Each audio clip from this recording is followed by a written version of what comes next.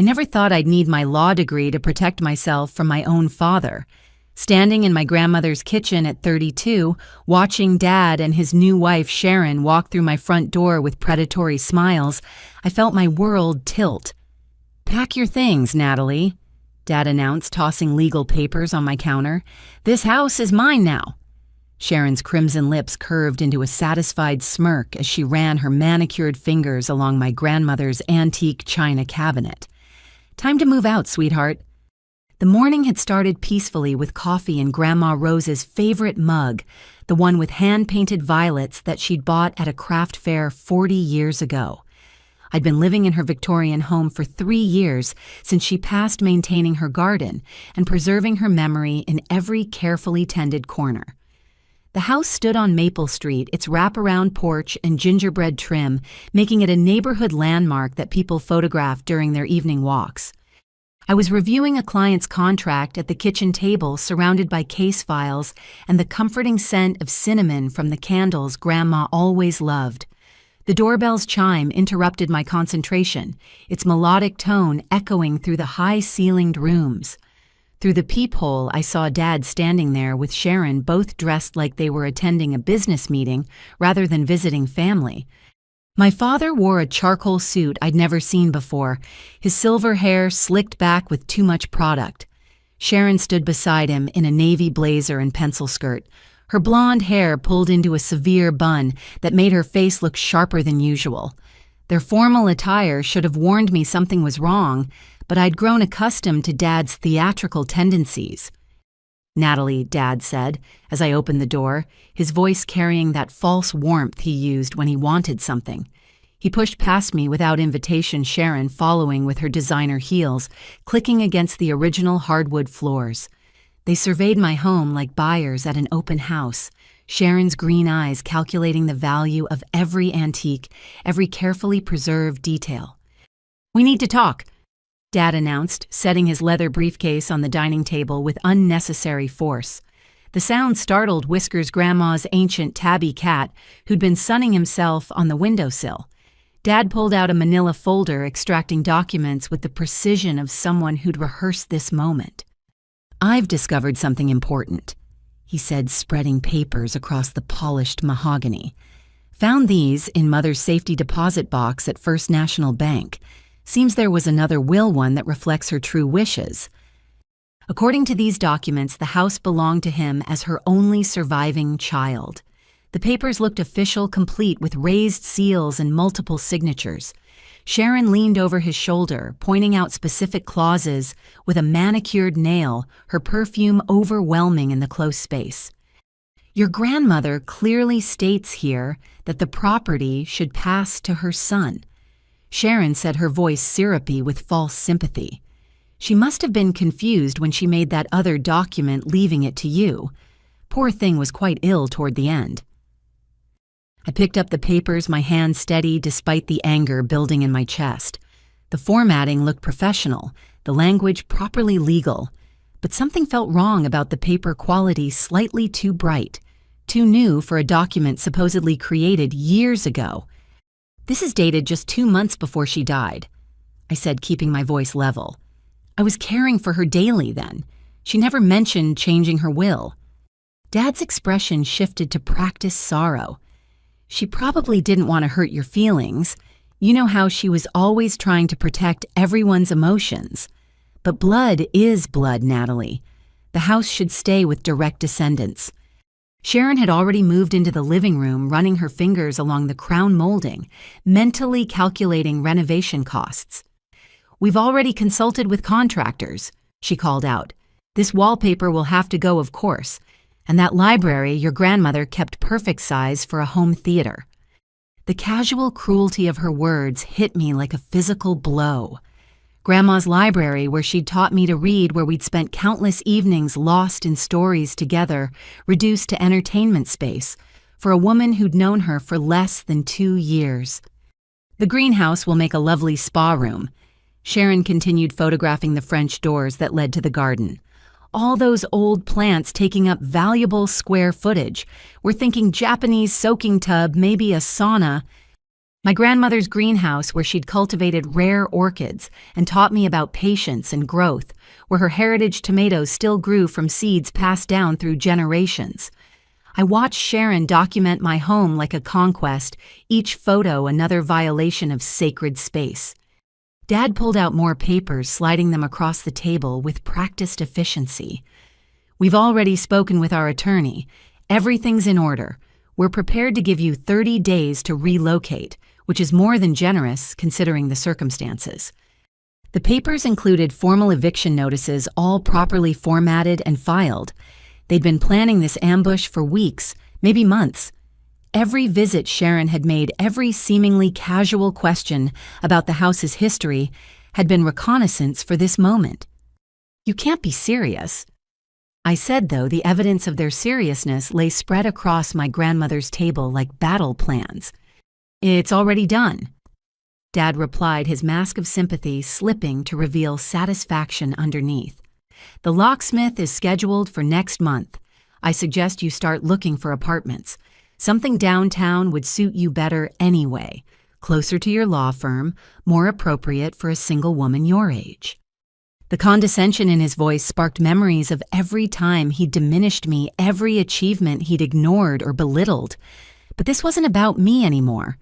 This was about Grandma Rose and the sanctuary she'd created, the legacy she'd specifically wanted me to preserve. Sharon returned from her tour, her phone full of images and measurements. My daughter, Madison, needs a place to stay after her divorce, and my son, Brian, could use the garage apartment while he gets back on his feet. Family helps family, after all. The irony of her words wasn't lost on me. Here they were trying to steal my family home while preaching about family values. But something else caught my attention as I examined their documents more carefully.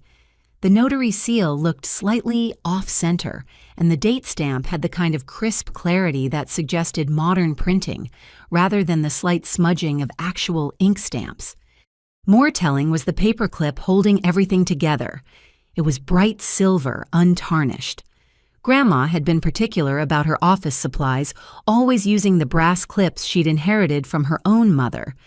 This small detail, invisible to anyone who hadn't spent years working beside her at this very table, told me everything I needed to know. They'd made their first mistake, and I was just getting started.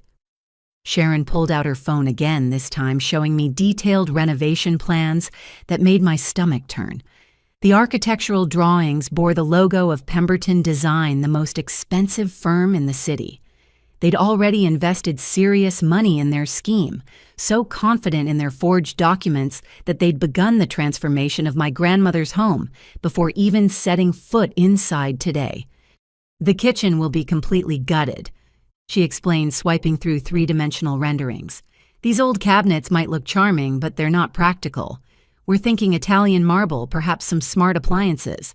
Your grandmother's style was quaint, but it's time to bring this place into the 21st century. Those cabinets had been built by my great-grandfather, each door carefully carved with botanical motifs that matched the garden outside. Grandma had taught me to make pie crust on that worn wooden counter, her hands guiding mine, as we rolled out dough for Sunday dinners. Dad settled into what had been Grandpa's chair, a calculated move that wasn't lost on me. I know this is difficult, he said, adopting his reasonable father tone. But you have to understand, maintaining a property like this is expensive. The taxes alone would eat up most of your salary. Sharon and I are in a better position to preserve the family asset. Preserve it by destroying everything that makes it special. I couldn't keep the edge out of my voice. Modernizing isn't destroying, Sharon interjected, her tone suggesting she was speaking to a child. We'll maintain the historical facade, of course. The neighborhood association requires it. But the interior needs a complete overhaul. That ancient heating system, the original plumbing, it's all a disaster waiting to happen. I knew for a fact that Grandma had updated all the major systems 5 years ago, spending a considerable sum to ensure everything was safe and efficient while maintaining the house's character. Sharon either didn't know this or was counting on me being too emotional to contradict her lies. Besides, Dad added, you're hardly ever here with your busy career. The house sits empty most days. Sharon works from home, so there would always be someone here to appreciate it. Another lie. I worked from home 3 days a week specifically so I could tend the garden and maintain the house properly. My home office occupied the sunroom where Grandma had taught me to paint watercolors, the light still perfect for detailed work. Sharon had moved to the china cabinet, now examining the collection of depression glass that Grandma had accumulated over decades of estate sales and flea markets. Some of these pieces might be worth keeping, she mused. The rest can go to auction. No point hoarding all this clutter. Each piece had a story. The green candy dish bought on Grandma's honeymoon, the amber platter that had held every Thanksgiving turkey for 50 years, the cobalt blue vases that Grandma filled with roses from her garden every summer. To Sharon, they were just objects to monetize. I've already arranged for an estate sale company to evaluate everything, she continued. They'll be here next week to start cataloging. You can keep any personal items you want, of course. We're not heartless.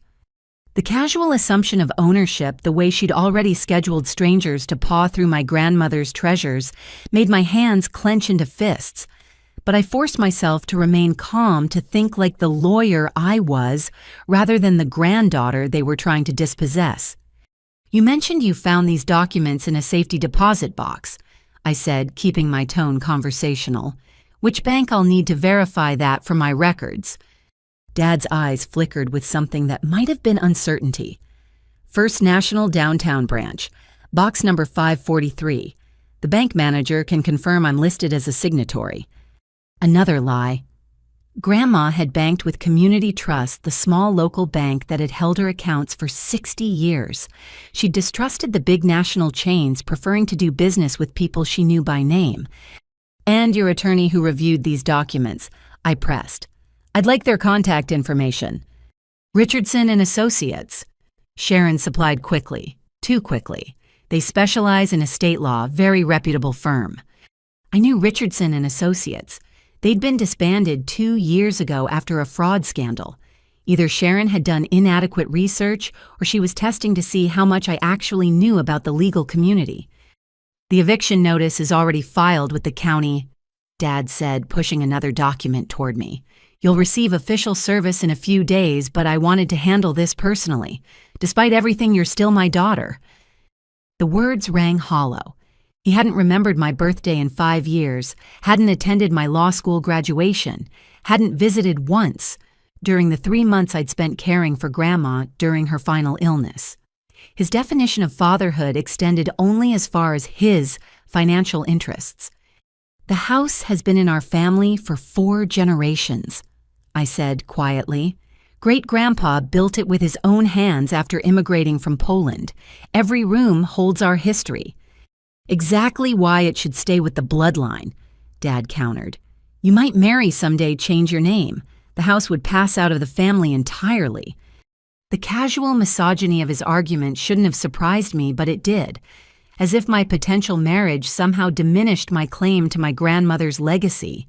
As if Sharon, who'd married into the family 18 months ago, had more right to this house than the granddaughter who'd helped maintain it for decades. Sharon had discovered the door to the basement and was heading down the stairs. Oh, this space is completely wasted, her voice echoed up. We could put in a wine cellar, maybe a home gym.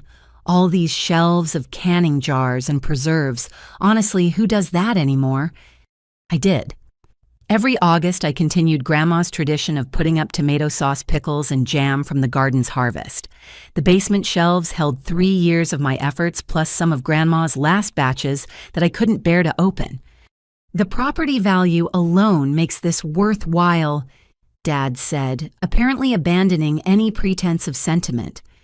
The neighborhood's been gentrifying. That new development 2 blocks over sold units for triple what Mother paid for this place. We'd be fools not to capitalize on the market. There it was, not preservation or family legacy, just pure greed dressed up in legal documents. But he'd revealed more than he intended. If they were planning to sell to developers, they'd need clear title, no challenges or complications. My very existence in the house complicated their plans. So, you're planning to sell I asked, letting disappointment color my voice while mentally cataloging their admissions. Not immediately, Sharon said, returning from the basement with cobwebs in her hair. We'll live here for a while, establish residency. Makes the capital gains situation more favorable. Plus, I've always wanted a historical home. The Instagram potential alone is worth it. She pulled out her phone again this time, showing me her social media accounts. Thousands of followers watching her curated life, every moment staged for maximum impact. I could see the future she envisioned my grandmother's home reduced to a backdrop for sponsored content and lifestyle blogging. We'll need you out by the 15th of next month, Dad said, checking his phone calendar. That gives you 5 weeks total, more than fair considering we could demand immediate vacation of the premises. Based on documents you conveniently just discovered, I kept my voice mild, but inside I was building my case. Based on your grandmother's actual wishes, he replied firmly. Whatever document you have was clearly produced under duress when she wasn't thinking clearly. No court would uphold it against her real will. The irony was staggering. Grandma's mind had been sharp until her final days, something her doctors had marveled at. If anyone was operating under false pretenses, it was the man sitting in front of me with his forged papers and rehearsed lies. Sharon had wandered into the pantry, emerging with one of Grandma's recipe boxes. Oh, these might be worth something. Vintage recipes are very trendy right now. I could do a whole series on retro cooking. Watching her flip through cards written in my grandmother's careful script, each one annotated with memories of family gatherings and special occasions, I felt something cold and hard crystallize in my chest. They weren't just stealing a house. They were planning to dismember a life, parceling out memories for profit and social media engagement. I'll need time to review all this with my own attorney, I said, gathering the documents they'd spread across the table. Of course, Dad agreed too readily. But don't drag this out, Natalie. The law is clear, and fighting it will only cost you money you don't have. Accept the situation gracefully, and we might be able to help with your moving expenses. The condescension dripped from every word. He assumed I was still the scared little girl who'd believed his promises about weekend visits that never materialized, who'd waited by windows for a father who always had somewhere more important to be. But I wasn't that girl anymore. I was a lawyer who'd graduated summa cum laude, who'd won cases against opponents with far more experience, who'd learned from the best teacher of all, a grandmother who'd fought for everything she'd built. As they prepared to leave, Sharon paused at the door. Oh, I almost forgot. We'll need all the keys, including any spares. And the alarm code, garage door opener, all of that. Make a list, would you? She spoke as if I were already a former tenant, someone whose access to my own home was a temporary courtesy rather than a right. Dad nodded approvingly, adding, and start forwarding your mail. We don't want any confusion once the transition happens. They left in a cloud of satisfaction, so certain of their victory that they didn't notice the security camera hidden in the porch light, or the way Mrs. Henderson next door had watched their entire arrival from behind her lace curtains. I stood in my violated home, surrounded by the echoes of their greed, and felt Grandma Rose's strength flowing through me. They'd made their second mistake. They'd underestimated me. The real battle was just beginning. My hands trembled slightly as I spread their documents across the dining table, this time examining each page with the trained eye of an estate attorney rather than a shocked granddaughter. The afternoon light slanted through the lace curtains, illuminating details that Dad and Sharon's confidence had made them careless about concealing. The paper quality was the first tell. I held a sheet up to the light, noting the watermark. Modern paper manufactured no earlier than last year based on the mill's mark. Grandma had been gone for 3 years. Unless she'd developed time travel in her final months, this will was fabricated recently. I photographed each page with my phone, creating my own digital record before they could claim I'd tampered with anything. The formatting contained subtle anachronisms, too. The font was Times New Roman, but Grandma's attorney, Mr. Harrison, had always used Garamond for official documents. A small detail, but lawyers were creatures of habit. The signature line troubled me most. It resembled Grandma's handwriting but lacked the slight tremor that had developed in her final years. Whoever had forged this had practiced on older samples, not realizing her penmanship had evolved with age and arthritis. My laptop was already open on the table, and I began researching Richardson and Associates. As I'd suspected, the firm had dissolved in disgrace 24 months ago. The managing partner was currently serving time for fraud. If Sharon had actually consulted them, it would have been through prison glass. Next, I pulled up the county recorder's website. The eviction notice Dad claimed to have filed should appear in the system within hours of submission. I searched every variation of our names and address. Nothing. Another lie, though, probably one they intended to make true soon enough. The doorbell interrupted my investigation. Through the peephole, I saw Mrs. Henderson, my grandmother's best friend and our neighbor for 40 years. She held a casserole dish, the universal suburban symbol of concern and support. "I saw your father's car," she said without preamble when I opened the door. "That woman with him, she was here last week too. Walked around your backyard taking pictures while you were at work." My blood chilled. "You're certain?" Tuesday afternoon around 2 o'clock. I was deadheading my roses and saw her clear as day. She had a measuring tape and one of those laser distance things. Spent 20 minutes in your grandmother's greenhouse. Mrs. Henderson had been a paralegal before retiring. She understood the significance of documentation. "I took photos," she added, pulling out her phone. "Seemed odd someone measuring your property without you home."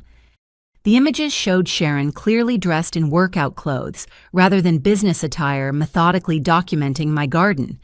In one photo, she was on her phone, and the zoom revealed she was texting measurements to someone.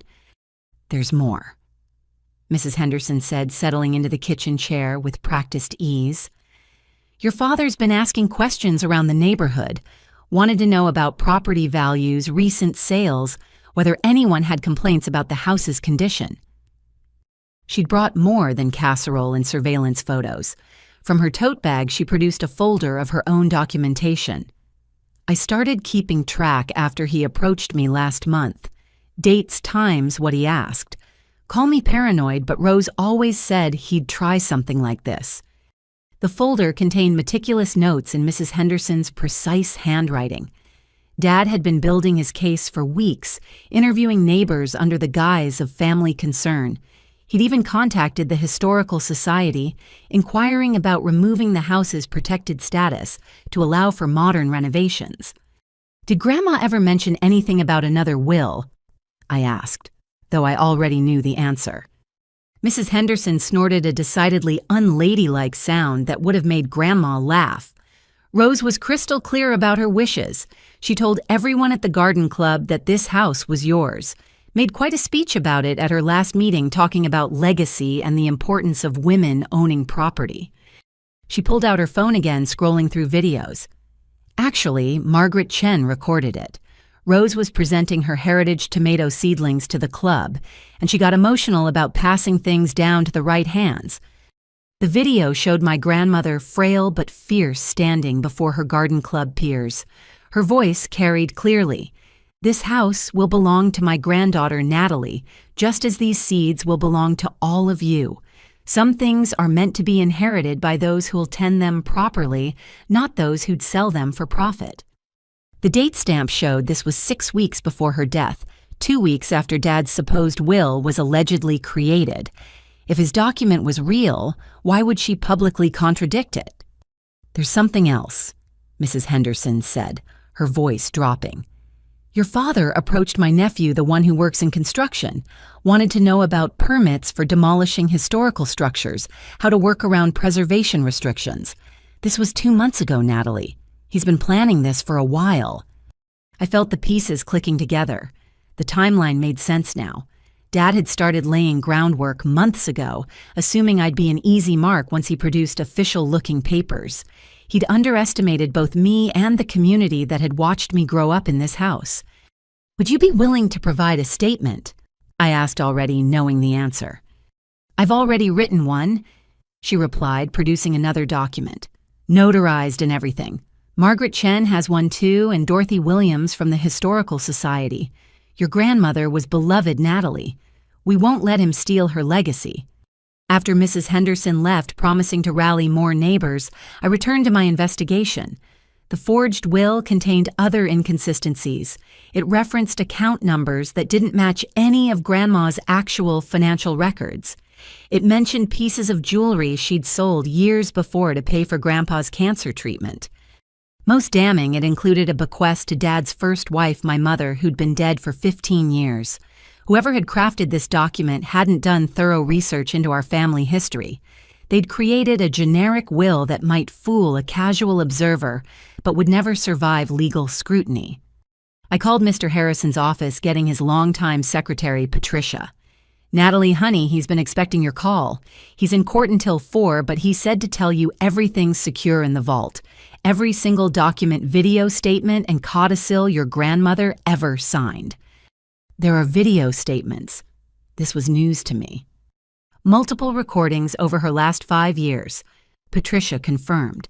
She was very thorough about documenting her wishes, said she knew your father would try something eventually. Smart woman, your grandmother. I made an appointment for the next morning, then turned my attention to deeper research. The Richardson and Associates website was defunct, but archived versions showed their areas of practice. They'd specialized in personal injury and bankruptcy, not estate law. Sharon's quick response had been pure fabrication. The notary seal on the forged will provided another lead. The name was partially obscured, but I could make out enough letters to search the state database. 3 possibilities emerged, but 2 had been deceased before the document's supposed date. The third, Robert Kingsley, had been convicted of document fraud 8 months ago.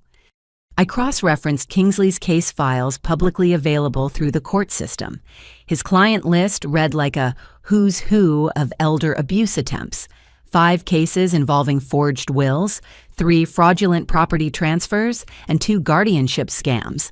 Dad and Sharon had chosen their co-conspirator from the worst possible source. My phone rang, the display showing my law firm's main number. My secretary's voice carried barely contained excitement. "Natalie, you'll never guess who just called asking about your schedule. Someone named Sharon wanting to know if you'd be in the office tomorrow. Said it was about a family matter." "What did you tell her?" "Just that I'd have to check with you first. But here's the interesting part. She was really pressing about whether you handle estate disputes. Seemed particularly interested in whether you'd ever challenged a will before." They were trying to gauge my capabilities, probably hoping I was too specialized in other areas to fight back effectively.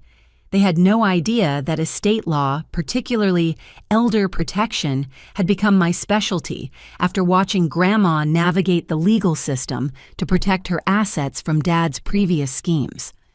I pulled out the business card for Detective Morrison, who'd investigated a similar case I'd handled last year. She answered on the second ring, her voice warming when I identified myself.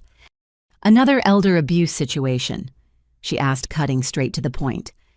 "My own this time," I admitted, outlining the day's events. "Forged will with a convicted notary's seal. That's bold and stupid. Email me everything you've got. If they used Kingsley's seal, there's an active investigation that might connect." As we spoke, I heard a car door slam outside. Through the window, I saw Sharon back at my curb, this time with someone else. A man in contractor's clothing emerged from a pickup truck, and they stood on my sidewalk, pointing at the house's exterior. "I need to go," I told Detective Morrison. "They're back." "Document everything," she advised. "And Natalie, don't let them inside again without a warrant." I grabbed my phone, activating the video record function as I stepped onto the porch. Sharon, startled, clearly not expecting me to be home. "Oh, Natalie," she said, recovering quickly. "I was just showing Tom here the house. He'll be handling the renovations, and I wanted him to get a sense of the scope." "This is still my home," I said calmly, keeping the phone visible. "You have no authority to bring contractors here." Tom looked uncomfortable, clearly sensing he'd been dragged into something questionable. "Ma'am said she owned the place," he muttered, already backing toward his truck. "She lied," I said simply. "I'm the legal owner and resident. Any work done without my permission would be trespassing and vandalism." Sharon's face flushed, but she maintained her composure. "Soon enough, dear. Just trying to get ahead of schedule. Time is money in construction. Tom was already in his truck engine running. He rolled down the window just long enough to tell Sharon he'd need to see proper ownership documents before returning. Smart man. "You're making this harder than necessary," Sharon said once we were alone. "Your father's offer to help with moving expenses won't last forever. Neither will your marriage when he's in prison for fraud," I replied, watching her face carefully. She faltered for just a moment before laughing. "Prison for reclaiming his rightful inheritance. You really have been watching too many legal dramas. No for using a convicted forger's notary seal on fabricated documents, for conspiracy to commit elder abuse, for fraud, attempted grand theft, and whatever else the district attorney adds once they see the evidence." Her laugh died. "You can't prove anything. Robert Kingsley, convicted document forger, currently serving 3 to 5 in state prison. His notary seal was revoked 2 years ago, yet somehow it appears on a will supposedly created last month. Would you like me to continue?" Sharon's careful composure finally cracked. She practically ran to her car, fumbling with her keys. As she drove away, tires squealing slightly on the turn, I saw her frantically pressing her phone to her ear, calling Dad no doubt to report that their plan faced more resistance than expected. Back inside, I uploaded everything to a secure cloud server, creating multiple backups of every document, photo, and video. Then I called my best friend from law school, Jamie Chen, who now worked in the prosecutor's office. "Elder abuse forged documents and your own father." Jamie whistled low. "Girl, you know how to make life interesting. Send me everything. I'll walk it over to the elder abuse unit personally." The sun was setting, painting Grandma's living room in shades of gold and rose. I sat in her favorite chair, whiskers purring in my lap, surrounded by evidence of Dad's betrayal and neighbors' loyalty. The house felt different now, not just a home, but a fortress I was prepared to defend. Tomorrow would bring meetings with Mr. Harrison, conversations with prosecutors, and probably more confrontations with Dad and Sharon. But tonight I drew strength from the walls that had sheltered 4 generations of my family. They'd made their 3rd mistake. They'd given me time to prepare. The antique desk in Grandma's study had belonged to her father, crafted from solid oak with secret compartments he'd designed himself. As a child, I'd watched Grandma retrieve treasures from those hidden spaces, making each discovery feel like magic. Now my fingers found the familiar catch beneath the 2nd drawer, revealing the compartment where she'd kept her most important documents. The original will was there, along with something I hadn't expected, a manila envelope marked, "For Natalie, open only if he tries." My grandmother's foresight sent chills down my spine as I broke the seal she'd placed there 3 years ago. Inside was a smaller envelope containing a DVD and a letter in Grandma's distinctive handwriting. "My dearest Natalie, if you're reading this, your father has finally made his move. I've been expecting it since the day I changed my will. The enclosed video contains everything you need to protect yourself and our home. Remember, sunshine courage isn't the absence of fear, it's acting despite it. All my love, Grandma Rose." My hand shook as I inserted the DVD into the laptop. The screen flickered to life, showing Grandma in this very room, looking directly at the camera with those sharp blue eyes that missed nothing. "This is Rose Marie Winters." She began, her voice strong and clear. "Today is March 15th, and I am of sound mind and body, as will be attested by my attorney, Mr. William Harrison, and my physician, Dr. Sarah Coleman, both present for this recording." The camera panned to show both professionals seated beside her documents, spread on the desk. Mr. Harrison looked younger, his silver hair not quite as thin, while Dr. Coleman held what appeared to be recent cognitive test results. Grandma continued, "I am recording this to prevent any challenges to my will dated January 10th of this year, which leaves my home at 427 Maple Street to my granddaughter Natalie Marie Winters. This decision was made after careful consideration and unfortunate discoveries about my son, Robert James Winters." She paused, taking a sip of tea from her favorite china cup. Even facing difficult truths, she maintained the grace that had defined her entire life. My son Robert has over the course of many years stolen from me. I have documented evidence of forged checks, unauthorized credit card usage, and the theft of several valuable items from this home. The total amount exceeds $70,000, though I suspect the true figure is higher. Mr. Harrison spoke up. Mrs. Winters has provided me with bank statements, forged documents, and receipts proving these allegations. Everything has been preserved for legal purposes. Grandma nodded before continuing. 6 months ago, Robert attempted to have me declared mentally incompetent. He filed paperwork with the court claiming I was unable to manage my affairs. This was while I was still driving, managing my investments, and hosting weekly bridge games where I consistently won against opponents 30 years younger. Dr. Coleman interjected, Mrs. Winters underwent comprehensive cognitive testing at my practice. She scored in the 98th percentile for her age group. There is absolutely no indication of diminished capacity. The video continued for another 20 minutes detailing Dad's schemes with dates, amounts, and evidence. But the most shocking revelation came near the end. I hired a private investigator, Mr. James Thornton, to look into Robert's activities. Grandma said. What he discovered went beyond simple theft. Robert has been married 3 times, not twice as Natalie believes. His second marriage to a woman named Linda Patterson ended when she discovered he'd mortgaged her mother's house without permission. The resulting legal battle is public record in Tennessee. I paused the video, my mind reeling. Dad had another wife I'd never known about. I grabbed my laptop, searching for Linda Patterson in Tennessee property records. Within minutes, I found the case, Patterson v. Winters, a lawsuit involving fraudulent mortgage documents and elder exploitation. The parallels to our current situation were staggering. Dad had convinced Linda's elderly mother to sign papers she didn't understand, then used her property as collateral for a failed business venture. The scheme had unraveled when Linda discovered the fraud leading to divorce and criminal charges that Dad had somehow escaped through a plea bargain. I resumed the video, watching Grandma outline more discoveries. Mr. Thornton also found that Robert has established a pattern. He targets older relatives or marries women with elderly parents who own property. His current wife, Sharon, fits this profile. Her mother owns commercial real estate in Phoenix worth several $1 million. The pieces clicked together with sickening clarity. Dad hadn't married Sharon for love or companionship. She was another mark, a pathway to her mother's wealth. But Sharon had become a willing accomplice, making her either cunning or catastrophically naive. I've taken precautions, Grandma continued. This house is protected by multiple legal instruments.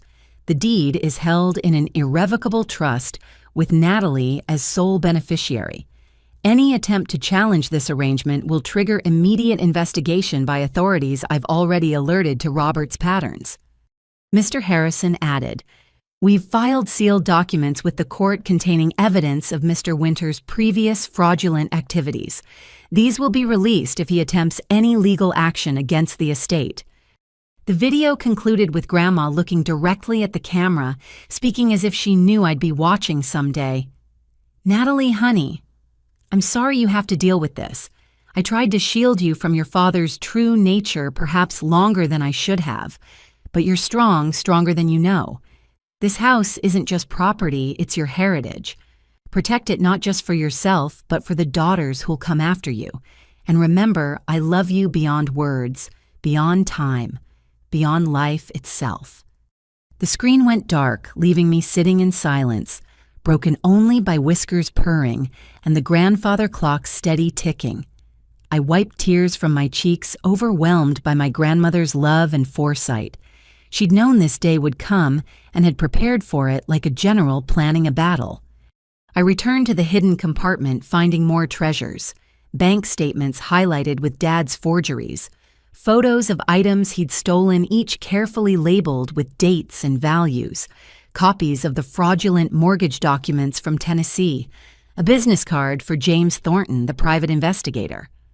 Most interesting was a folder labeled Sharon McKnight Background. Grandma had investigated Dad's new wife, too. Sharon's history revealed a pattern of failed businesses, bankruptcy filings, and lawsuits from former partners. She'd been married twice before both relationships ending when her financial schemes were discovered. One document made my blood run cold. It was a life insurance application Dad had submitted on Grandma 2 years before her death, listing himself as beneficiary. The policy was for $2 million. Grandma had discovered it and immediately contacted the insurance company, voiding the application and reporting the attempted fraud. My phone buzzed with a text from an unknown number. "This is Linda Patterson. James Thornton gave me your contact. I heard Robert is trying the same thing with you. Call me. You need to know everything." I dialed immediately. Linda's voice carried the weight of hard-won experience. "Your grandmother reached out to me 3 years ago," she said without preamble, "wanted to understand Robert's methods. I told her everything, including details I couldn't prove in court."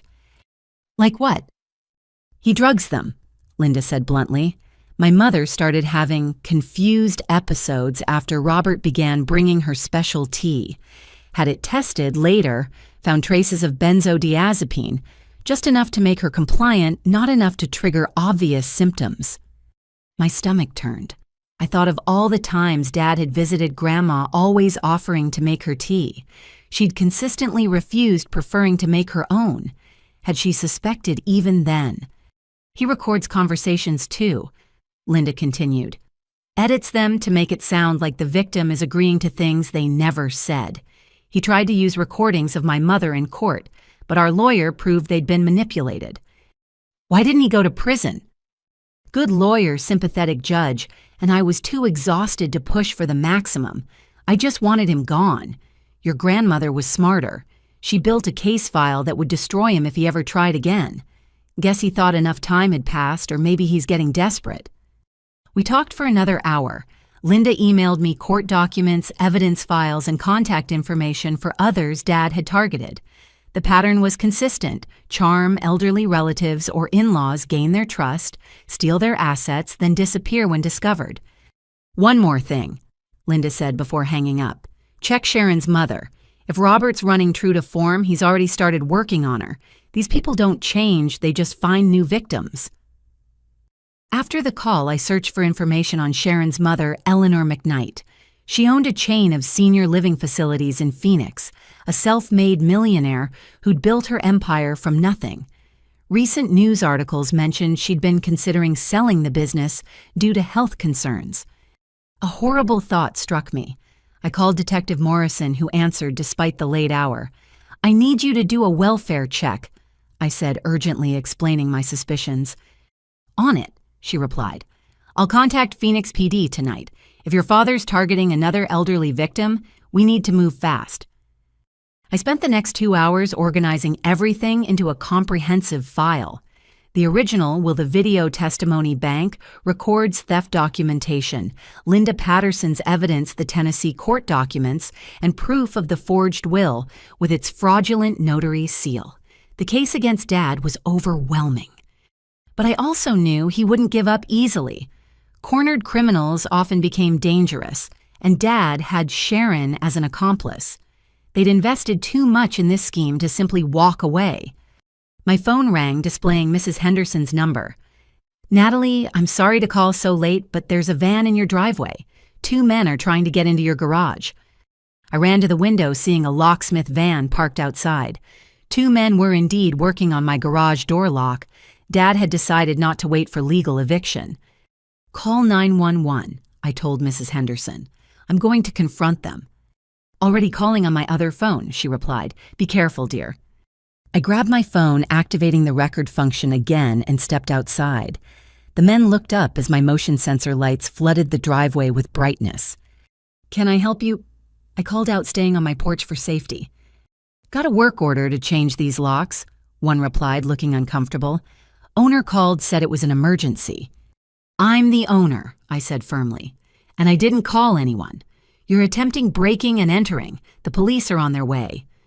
The locksmiths exchanged glances. The older one pulled out his phone, presumably calling whoever had hired them. I could hear him saying, "Lady here says she's the owner." No, I'm not doing it without proper documentation. I don't care what you're paying.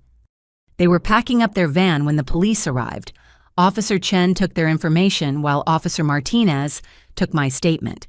The locksmiths had been hired by someone claiming to be Robert Winters, paid in cash, to do an emergency lock change. He said his daughter had gone crazy, was squatting in his house, the older locksmith explained. Showed us some official-looking papers. We didn't know. I showed the officers the real deed and explained the situation. They took the forged will as evidence along with the locksmith's work order and contact information. More evidence for the growing case file. After everyone left, I stood in Grandma's study surrounded by proof of my father's lifetime of deception. The portrait on the wall showed her in her prime, strong and dignified, the woman who'd raised me when my own parents couldn't be bothered. I understand now, I whispered to the portrait. You weren't protecting me from the truth. You were preparing me for it. The hidden compartment had one more surprise. At the very back, wrapped in tissue paper, was Grandma's engagement ring and a note. For when you need courage, wear this and remember you come from a long line of fighters. Love, G. I slipped the ring onto my right hand, feeling its weight like armor. Tomorrow would bring the confrontation Dad wouldn't see coming. He thought he was playing chess with a pawn. He was about to discover he'd been facing a queen all along. The morning arrived with unseasonable warmth for early spring golden sunlight streaming through the kitchen windows as I prepared for battle. I dressed carefully in my best courtroom suit, the charcoal gray one that made opposing counsel take me seriously. Grandma's engagement ring caught the light on my right hand, a talisman of strength. Mr. Harrison's office occupied the top floor of a Victorian building downtown, its windows overlooking the river. I'd been here many times with Grandma, but never for something this personal. Patricia greeted me with a warm hug and knowing eyes. He's waiting for you, she said, leading me to the familiar conference room. And Natalie Rose would be so proud of how you're handling this. Mr. Harrison stood as I entered his presence, commanding despite his 78 years. The conference table held several boxes of files, each meticulously labeled in his precise handwriting. I've been preparing for this day since your grandmother first voiced her concerns, he began without preamble. Everything is here. Original documents, certified copies, video testimonies, and some surprises even you don't know about. He pulled out a tablet, queuing up a video. This was recorded 1 week before Rose passed. She insisted on making one final statement. Grandma appeared on screen, frailer than the earlier recording, but with eyes still sharp as crystal. She was in her hospital bed but had clearly prepared for this moment, wearing her favorite pearl necklace and soft pink bed jacket. My darling Natalie. She began, her voice weaker but determined. If you're watching this, I'm gone and Robert has shown his true colors. There's something I never told you. Something I should have shared long ago. She paused, gathering strength. Your father has been stealing from our family since he was 16. It started small change from my purse items from your grandfather's workshop sold to pawn shops. We tried to help him therapy counseling, even a stint in military school. Nothing worked. The revelation hit me hard. Dad's crimes went back decades, a lifetime of taking from those who loved him most. When you were born, Grandma continued, I hoped fatherhood would change him. For a brief time, it seemed to work. But after your mother died, he reverted to his old patterns worse than before. He saw her life insurance as a windfall rather than a tragedy. My throat tightened. Mom had died when I was 5, a car accident that left me with fragmented memories of warmth and laughter. Dad had used her death for profit. I've left instructions with Mr. Harrison, Grandma said. Use everything. Hold nothing back. Robert chose his path long ago, and Sharon has chosen to walk it with him. Protect what I've built, protect yourself, and know that I love you beyond measure. The video ended with Grandma blowing a kiss to the camera. Mr. Harrison gave me a moment to compose myself before speaking. Your grandmother was meticulous in her preparations, he said, opening the first box. Here's the original will properly executed with 3 witnesses and video documentation. Here's the deed transfer to the irrevocable trust. Here are the forensic accounting reports showing Robert's thefts over the years. Each document told a story of betrayal and careful protection. Grandma had built legal walls around her assets, specifically designed to withstand the assault she knew would come. "Now," Mr. Harrison said, pulling out his phone, "shall we call your father's supposed attorney Richardson and Associates, wasn't it?" He dialed the number on speaker. A recorded message played, "The number you have reached has been disconnected. Richardson and Associates was dissolved by court order. If you have been a victim of document fraud—" "Just as we suspected," he said, making notes. "Now let's call the real player in this game." He dialed again, this time reaching the State Bar Association. After identifying himself and explaining the situation, he was transferred to the ethics department. "Yes, we're investigating a case of possible fraud involving forged estate documents," he said. "The opposing party claims representation by Richardson and Associates. Yes, I'm aware they were disbanded. The documents bear a notary seal from Robert Kingsley, currently incarcerated, yes." The investigator on the other end promised immediate action. Presenting forged documents as legitimate legal filings was a serious crime, compounded by claiming representation by a disbanded firm. "One more call." Mr. Harrison said, his eyes twinkling with the same mischievous light I remembered in Grandma's. "Your friend at the prosecutor's office asked me to conference her in." Jamie Chen's voice came through clear and professional. "Mr. Harrison, Natalie, I've reviewed the files you sent. We're opening a formal investigation into Robert Winters and Sharon McKnight Winters for elder abuse, fraud, forgery, and conspiracy. Warrants will be issued this afternoon." That fast? I was stunned by the rapid response. "The evidence is overwhelming," Jamie replied. "Plus this connects to 3 other cases we're investigating. Your father's name came up in an elderly abuse ring we've been tracking. This gives us the probable cause we needed." After the call ended, Mr. Harrison leaned back in his chair. "Your grandmother knew this day would come. She also knew you'd need more than just defensive weapons. She left you offensive ones, too." He produced another folder, this one marked Property Intelligence. Inside were documents I'd never seen before. Rose hired investigators to research every property Robert had ever touched, he explained, including some interesting discoveries about Sharon's assets. "Did you know she doesn't actually own the house she claims as her residence?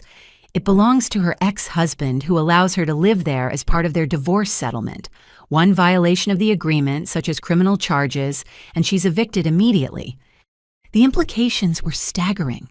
Sharon was risking homelessness for this scheme. Her desperation made more sense now. "There's more," Mr. Harrison continued. "That Phoenix property development Sharon's mother owns, Robert has already taken out loans against it using forged signatures. The banks don't know yet, but when they find out, he'll face federal charges for bank fraud. I finished my legal mind racing through the implications. Interstate commerce wire fraud, it compounds exponentially. Your grandmother found evidence of 6 different schemes Robert was running simultaneously," Mr. Harrison said. "She documented everything, but held it back, knowing it would be more powerful deployed at the right moment. That moment is now." My phone buzzed with a text from Detective Morrison. "Phoenix PD confirmed. Eleanor McKnight has been hospitalized 3 times in the past month for confusion and memory issues. Her signature appears on several suspicious documents. We're coordinating with Adult Protective Services."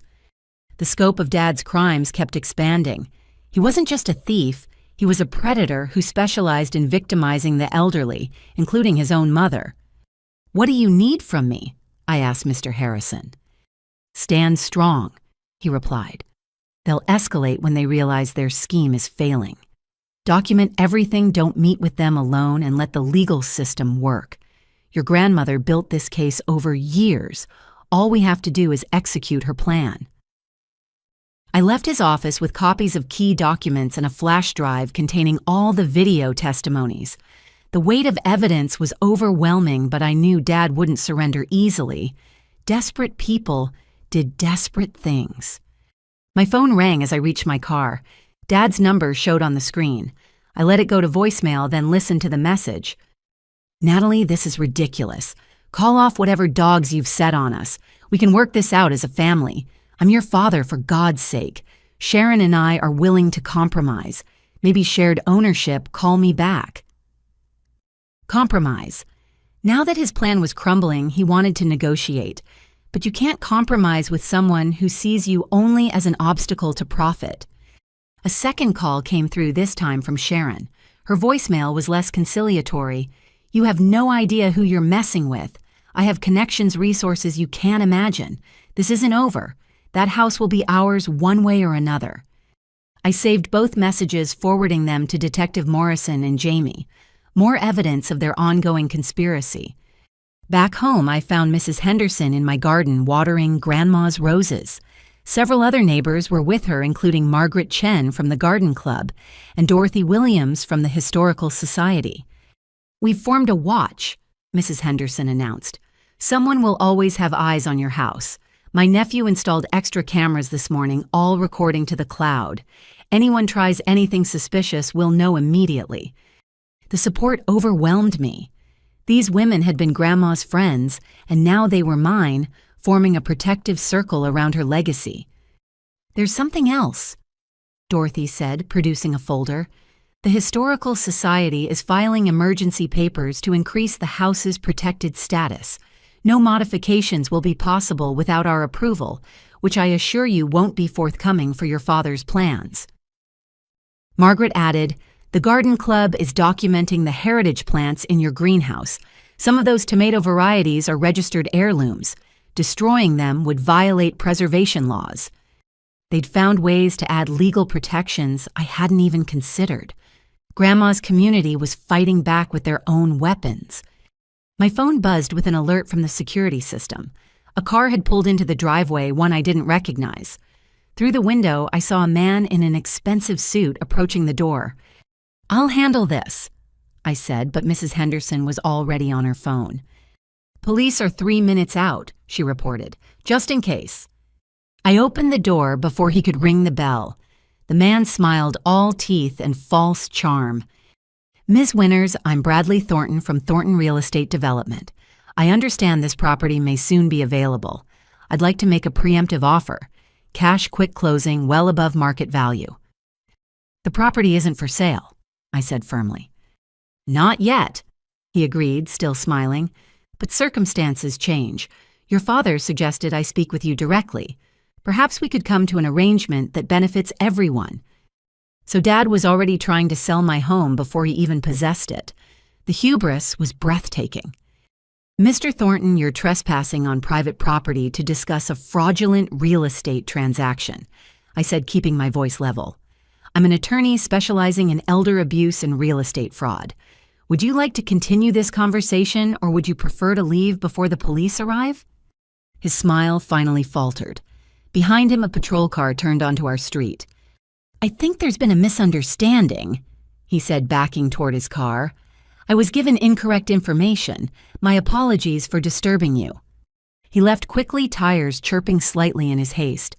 Officer Chen pulled up moments later, taking my statement about the attempted transaction. Another piece of evidence showing Dad's conspiracy extended to third parties. As evening approached, I sat in Grandma's study reviewing everything that had happened. In one day, Dad's carefully constructed scheme had begun collapsing. But I knew this was far from over. Cornered criminals lashed out, and Dad had shown he was willing to go to extreme lengths. My phone rang, showing a number I didn't recognize. I answered cautiously. "Is this Natalie Winters?" The voice was elderly, female, and uncertain. "Yes, who's calling?" "This is Eleanor McKnight, Sharon's mother. I'm in the hospital in Phoenix. The doctors say I've been poisoned. They found something in my system, some kind of drug. The police are here, and they said you might be able to help me understand what's happening." My blood ran cold. Dad had actually poisoned Sharon's mother, just as he'd apparently done to others. The depravity was beyond what even I had imagined. "Mrs. McKnight, I'm so sorry. Yes, I can help. Can you put one of the officers on the phone?" The next hour was spent coordinating with Phoenix authorities, sharing evidence and building connections between the cases. Eleanor McKnight was lucky. She'd survived what could have been a fatal scheme. Others might not have been so fortunate. As night fell, I walked through the house checking locks and alarms. The neighbor's watch was in effect, porch lights on up and down the street in a show of solidarity.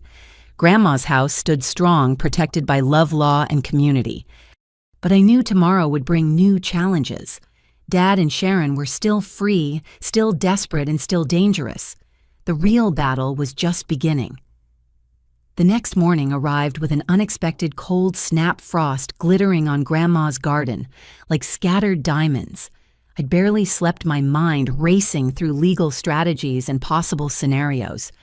At 6 a.m., my phone buzzed with a message from Jamie Chen. "Warrant signed, arrests happening this morning. Stay home, stay safe." I made coffee in Grandma's kitchen using her routine as an anchor. Grind the beans, heat the water to exactly 195 degrees, pour slowly in circles. The familiar ritual calmed my nerves as I prepared for what promised to be a difficult day. By 7:30, I was dressed in another power suit, this one navy blue with subtle pinstripes. I retrieved my law license from the wall, polishing the frame until it gleamed. Something told me I'd need its symbolic weight today. The doorbell rang at exactly 8 o'clock. Through the peephole, I saw Dad and Sharon, but this time they weren't alone. A man I didn't recognize stood with them, tall and imposing in a black suit that screamed enforcer rather than attorney. I activated the security system's recording function and opened the door, keeping the chain engaged. "Can I help you?" Cut the act, Natalie. Dad snapped his mask of paternal concern, completely gone. "This is Marcus Webb, our security consultant. We're here to collect what's ours." Marcus Webb stepped forward, his presence meant to intimidate. "Ms. Winters, I specialize in property recovery. Your father has hired me to ensure a smooth transition. It would be best if you cooperated." "Property recovery." I kept my voice steady despite my racing heart. "You mean you're a hired thug who helps people steal houses?" His jaw tightened. "I'm a licensed security professional. Now, are you going to open this door, or do we need to explore other options?" The threat was barely veiled, but I'd dealt with bullies in courtrooms. "Mr. Webb, are you aware that presenting fraudulent documents to claim property is a felony? That conspiracy to commit fraud carries mandatory prison time? That threatening a homeowner on their own property is criminal intimidation?" "We have legal documents," Sharon interjected, but her voice lacked yesterday's confidence. "Forged documents created with a convicted criminal's notary seal," I countered. "The police and FBI are already investigating. Your arrest warrants were signed this morning." That was a calculated gamble. Jamie had said arrests were happening, but hadn't specified when. The effect was immediate. Marcus Webb stepped back, his intimidating posture shifting to self-preservation. "You told me this was legitimate," he said to Dad, real anger in his voice. Dad tried to maintain control. "She's lying, trying to scare you off. I'm the rightful owner. The documents are real." I lifted my law license, holding it where they could see it clearly. "I'm Natalie Winters, attorney at law, specializing in estate litigation and elder abuse prosecution. Bar number 47916. I've personally prosecuted 17 cases of property fraud in the last 3 years with a 100% conviction rate." Sharon's face had gone pale. "You specialize in what?" "Elder abuse prosecution," I repeated slowly, "including cases where adult children attempt to steal their parents' property through forged documents. Cases exactly like this one." Marcus Webb was already moving toward the street. "I'm out," he announced. "This isn't what I signed up for. You want to tangle with a prosecutor, do it without me." "We're paying you," Dad shouted after him. "Not enough for federal time." Webb shot back, getting into his car and driving away without another word. The loss of their enforcer shifted the dynamic. Dad's face flushed with rage while Sharon seemed to shrink into herself. "You think you're so smart," Dad snarled. Just like your grandmother always thinking you're better than everyone else. I learned from the best, I replied. Grandma taught me to document everything, verify every claim, and never trust someone who's stolen from family before. I never stole anything. The lie came so easily to him. Tennessee, 2015, I said calmly. Linda Patterson's mother, Arizona, 2019, Sharon's mother. Should I continue? I have the case files for all of them. Sharon turned to Dad, her voice shaking. You said Tennessee was a misunderstanding. You said Linda was lying. She was lying. Dad insisted, but his desperation was showing. I pulled out my phone, showing them the screen. This is Linda Patterson's number. Would you like to call her yourself? Sharon, ask her about the forged mortgage documents, the drug tea, the elderly woman who almost lost her home. You're in contact with Linda. Dad's face went from red to white. And Maria Gonzalez from Tucson, and Patricia Kim from Sacramento. Oh, and Eleanor McKnight called me yesterday from her hospital bed in Phoenix. Funny thing about patterns, Dad. Once people start comparing notes, the truth becomes very clear. Sharon stumbled backward. Hospital bed. What happened to my mother? You didn't know? I kept my voice gentle despite my anger. Sharon might be complicit, but she was also a victim. She's been hospitalized for poisoning, the same drugs found in Linda's mother's system, the same symptoms reported by Maria's father. Does Dad make special tea for your mother, Sharon? The question hit like a physical blow. Sharon's legs gave out and she sat heavily on my porch steps. The herbal tea, she whispered. He said it would help with her memory. Classic benzodiazepine poisoning, I explained. Creates confusion and compliance. Makes elderly victims easy to manipulate, easy to control. Your mother is lucky the doctors caught it in time. Sharon looked up at Dad with dawning horror. You poisoned my mother? Don't be dramatic, he scoffed. A little sedative to keep her calm. She's fine. She's in intensive care, I corrected. The police are with her now taking her statement. She's already identified the tea you brought her, the documents you had her sign. Bank fraud crosses state lines, Sharon. That makes it federal. A siren wailed in the distance, growing closer. Dad heard it too, his eyes darting between the street and my door. This isn't over, he hissed. That house is mine by rights. I'm her son. A son who stole from her for 40 years, I replied. A son she specifically disinherited in a video-recorded will with 3 witnesses. A son who tried to take out life insurance on her without her knowledge. Grandma knew exactly who you were, Dad. That's why she protected me from you. The sirens were very close now. 2 police cars turned onto our street, followed by an unmarked sedan I recognized as Detective Morrison's vehicle. Sharon stood on shaking legs. I need to call my mother. I need to... Sharon McKnight Winters. Detective Morrison had exited, her car badge visible. We have a warrant for your arrest on charges of fraud conspiracy and elder abuse. You have the right to remain silent. As the detective read Sharon her rights, Dad tried to edge toward his car. 2 uniformed officers blocked his path. Robert Winters, you're under arrest for fraud, forgery, conspiracy to commit elder abuse in violation of a protective order, filed by Eleanor McKnight. Protective order. I was surprised by this development. Detective Morrison smiled grimly. Mrs. McKnight filed it from her hospital bed yesterday. The moment she understood what was happening, she took legal action. Tough lady. I see where Sharon gets her survival instincts. As they handcuffed Dad, he turned to me with pure hatred in his eyes. You destroyed our family, you and that sanctimonious old woman. I hope you're happy. Our family was destroyed the day you chose greed over love, I replied. Grandma spent 40 years hoping you'd change. She documented your crimes but never pressed charges, always giving you another chance. Even at the end, she protected you by not going public. I won't make that mistake. Sharon was crying as they led her to the patrol car. My mother, please, will you check on her? Tell her I didn't know. I swear I didn't know he was hurting her. Despite everything, I felt a twinge of sympathy. I'll call the hospital and Sharon cooperate fully. It's your only chance to minimize the damage." As the police cars drove away with Dad and Sharon in custody, Mrs. Henderson emerged from her house, followed by what seemed like half the neighborhood. They'd all been watching, ready to witness if needed.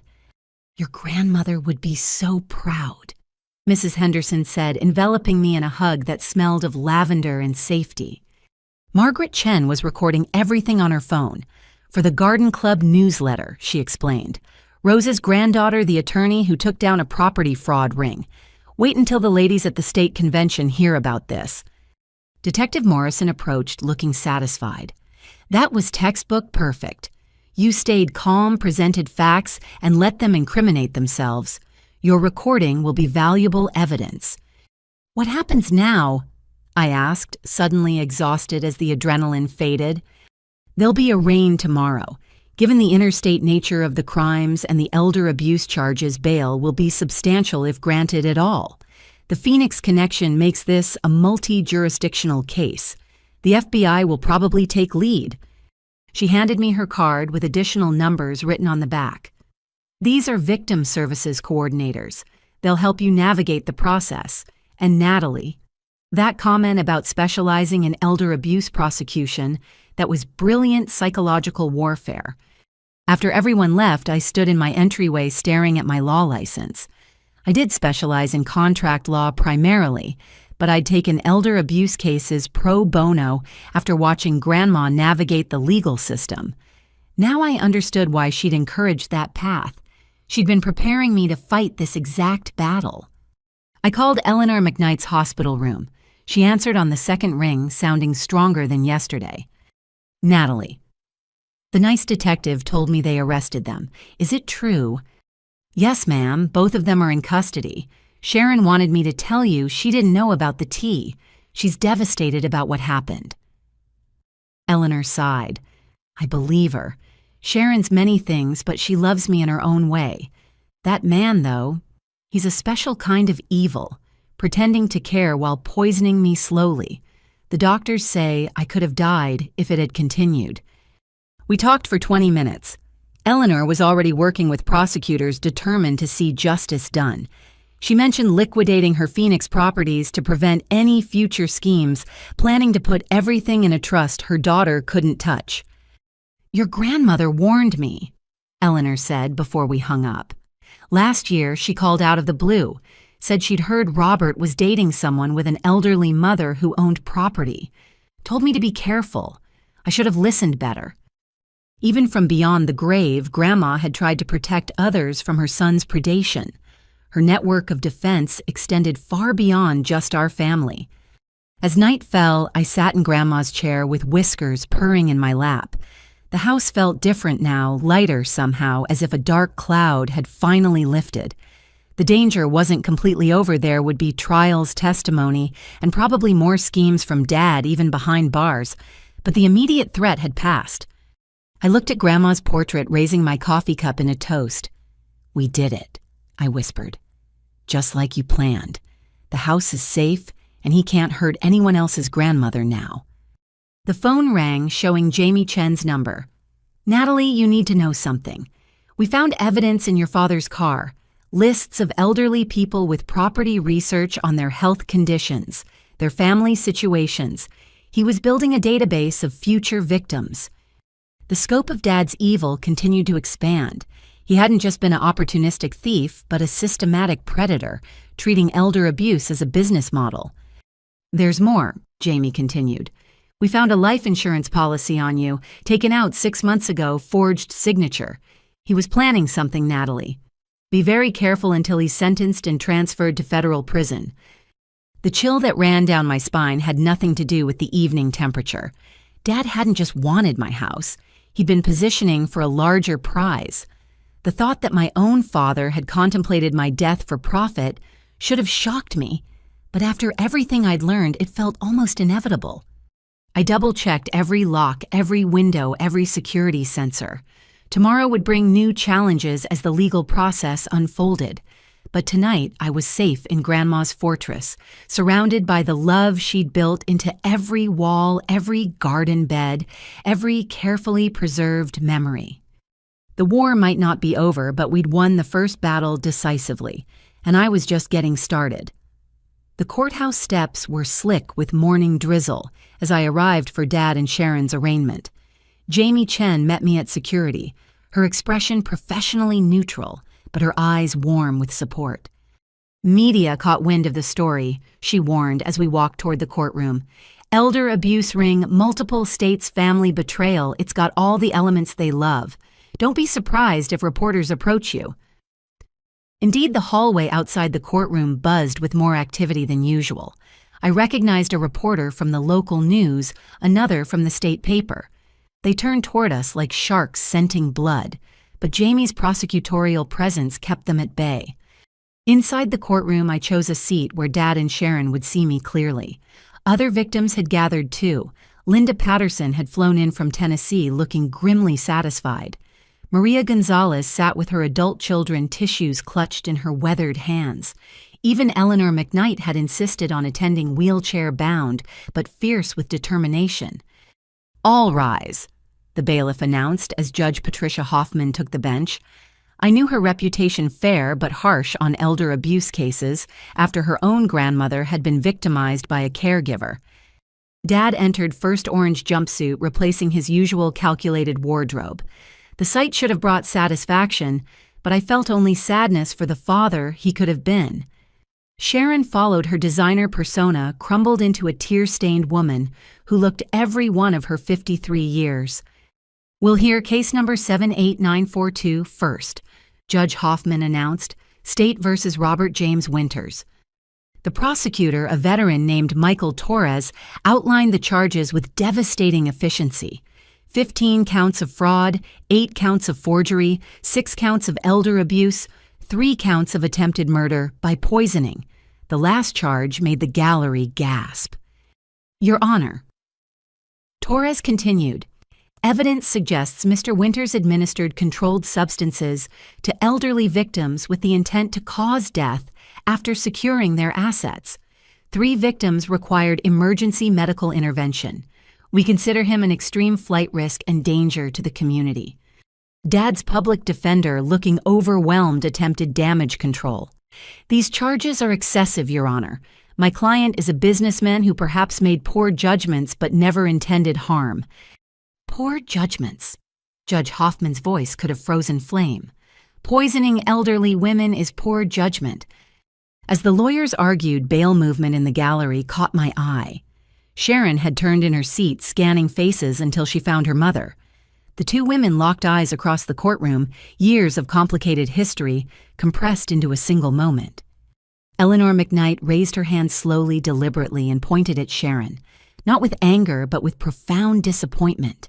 Sharon crumbled, sobbing audibly. "I'll hear from the defendant," Judge Hoffman announced, surprising everyone. Sharon stood on shaking legs. "I want to change my plea," she said, voice barely audible, "and I want to testify against him." The courtroom erupted. Dad lunged toward Sharon but was restrained by deputies. His public defender frantically requested a recess while Torres looked like Christmas had come early. "You stupid witch!" Dad screamed at Sharon. "I gave you everything, we were partners." "You used me to get to my mother," Sharon screamed back, finding her voice. "You never loved me. I was just another mark, another path to money." Judge Hoffman banged her gavel repeatedly. "Order deputies separate these defendants. Ms. McKnight Winters, you'll need proper counsel before any plea change. Mr. Winters, one more outburst and you'll be gagged." During the chaos, Linda Patterson leaned over to whisper, "This is exactly how it ended with him before. When cornered, he turns vicious. Watch yourself, Natalie." After order was restored, bail hearings proceeded. Sharon, now represented by a hastily summoned attorney, received bail set at $500,000. Her mother posted it immediately, the 2 women leaving together under Detective Morrison's watchful eye. Dad's hearing went differently. Torres presented evidence of the life insurance policies on me and 2 other elderly victims. He showed Dad's database of potential targets' financial records, revealing hidden assets in offshore accounts. Your Honor, Torres concluded, Mr. Winters has the means and motive to flee. He's also demonstrated willingness to kill for profit. We request remand without bail. Judge Hoffman agreed. Dad would remain in custody until trial scheduled for 3 months out. As deputies prepared to lead him away, he turned to stare at me with naked hatred. This isn't over, he mouthed silently. After court, the victims and families gathered in a conference room. Torres and Detective Morrison updated us on the expanding investigation. Sharon McKnight Winters has agreed to full cooperation, Morrison announced. She's provided access to computers, phones, and a storage unit we didn't know existed. The evidence is staggering. Maria Gonzalez spoke up, her English accented but clear. How many others? How many we don't know about? We're investigating 12 additional cases across 6 states, Torres replied. Some going back 20 years. Mr. Winters was prolific. Linda Patterson laughed bitterly. 20 years of this. How many families destroyed? How much inheritance stolen? Which brings us to restitution, Torres continued. We've frozen multiple accounts, traced property transfers, identified hidden assets. It won't make victims whole, but there's more recovery potential than typical fraud cases. Eleanor McKnight raised a shaky hand. What about my daughter? She says she didn't know, but... Morrison's voice gentled. The evidence supports her claim of ignorance about the poisoning. She was complicit in the property fraud, but genuinely believed the schemes were legal. Her cooperation is invaluable. With a good lawyer and her testimony against Mr. Winters, she's looking at probation rather than prison. The meeting continued for another hour, survivors sharing stories and contact information. We were forming an unfortunate sisterhood bound by one man's greed. Outside the courthouse, reporters waited. I tried to pass without comment, but one persistent journalist blocked my path. Ms. Winters, how does it feel to send your own father to prison? The question stopped me cold. How did it feel? Relieved, vindicated, heartbroken. All of the above. I didn't send him anywhere, I finally answered. His choices led him here.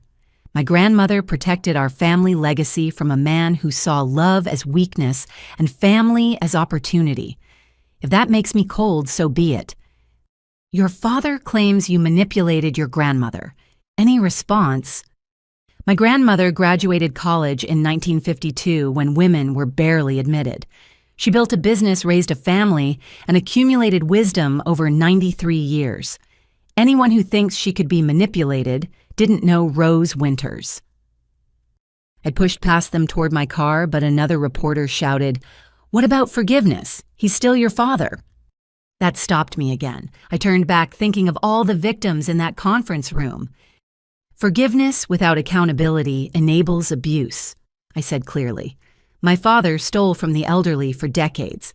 He poisoned women for profit. He took out life insurance policies on victims, including me. Some things are unforgivable, and family doesn't exempt you from consequences. Back home, I found Sharon sitting on my porch steps, Eleanor beside her in a wheelchair. Both women looked exhausted. We need to talk, Sharon said simply. I could have refused, called the police, exercised my legal rights. Instead, I opened my door and gestured them inside. We sat in the living room, 3 women connected by one man's crimes. Sharon spoke first, words tumbling out like a confession.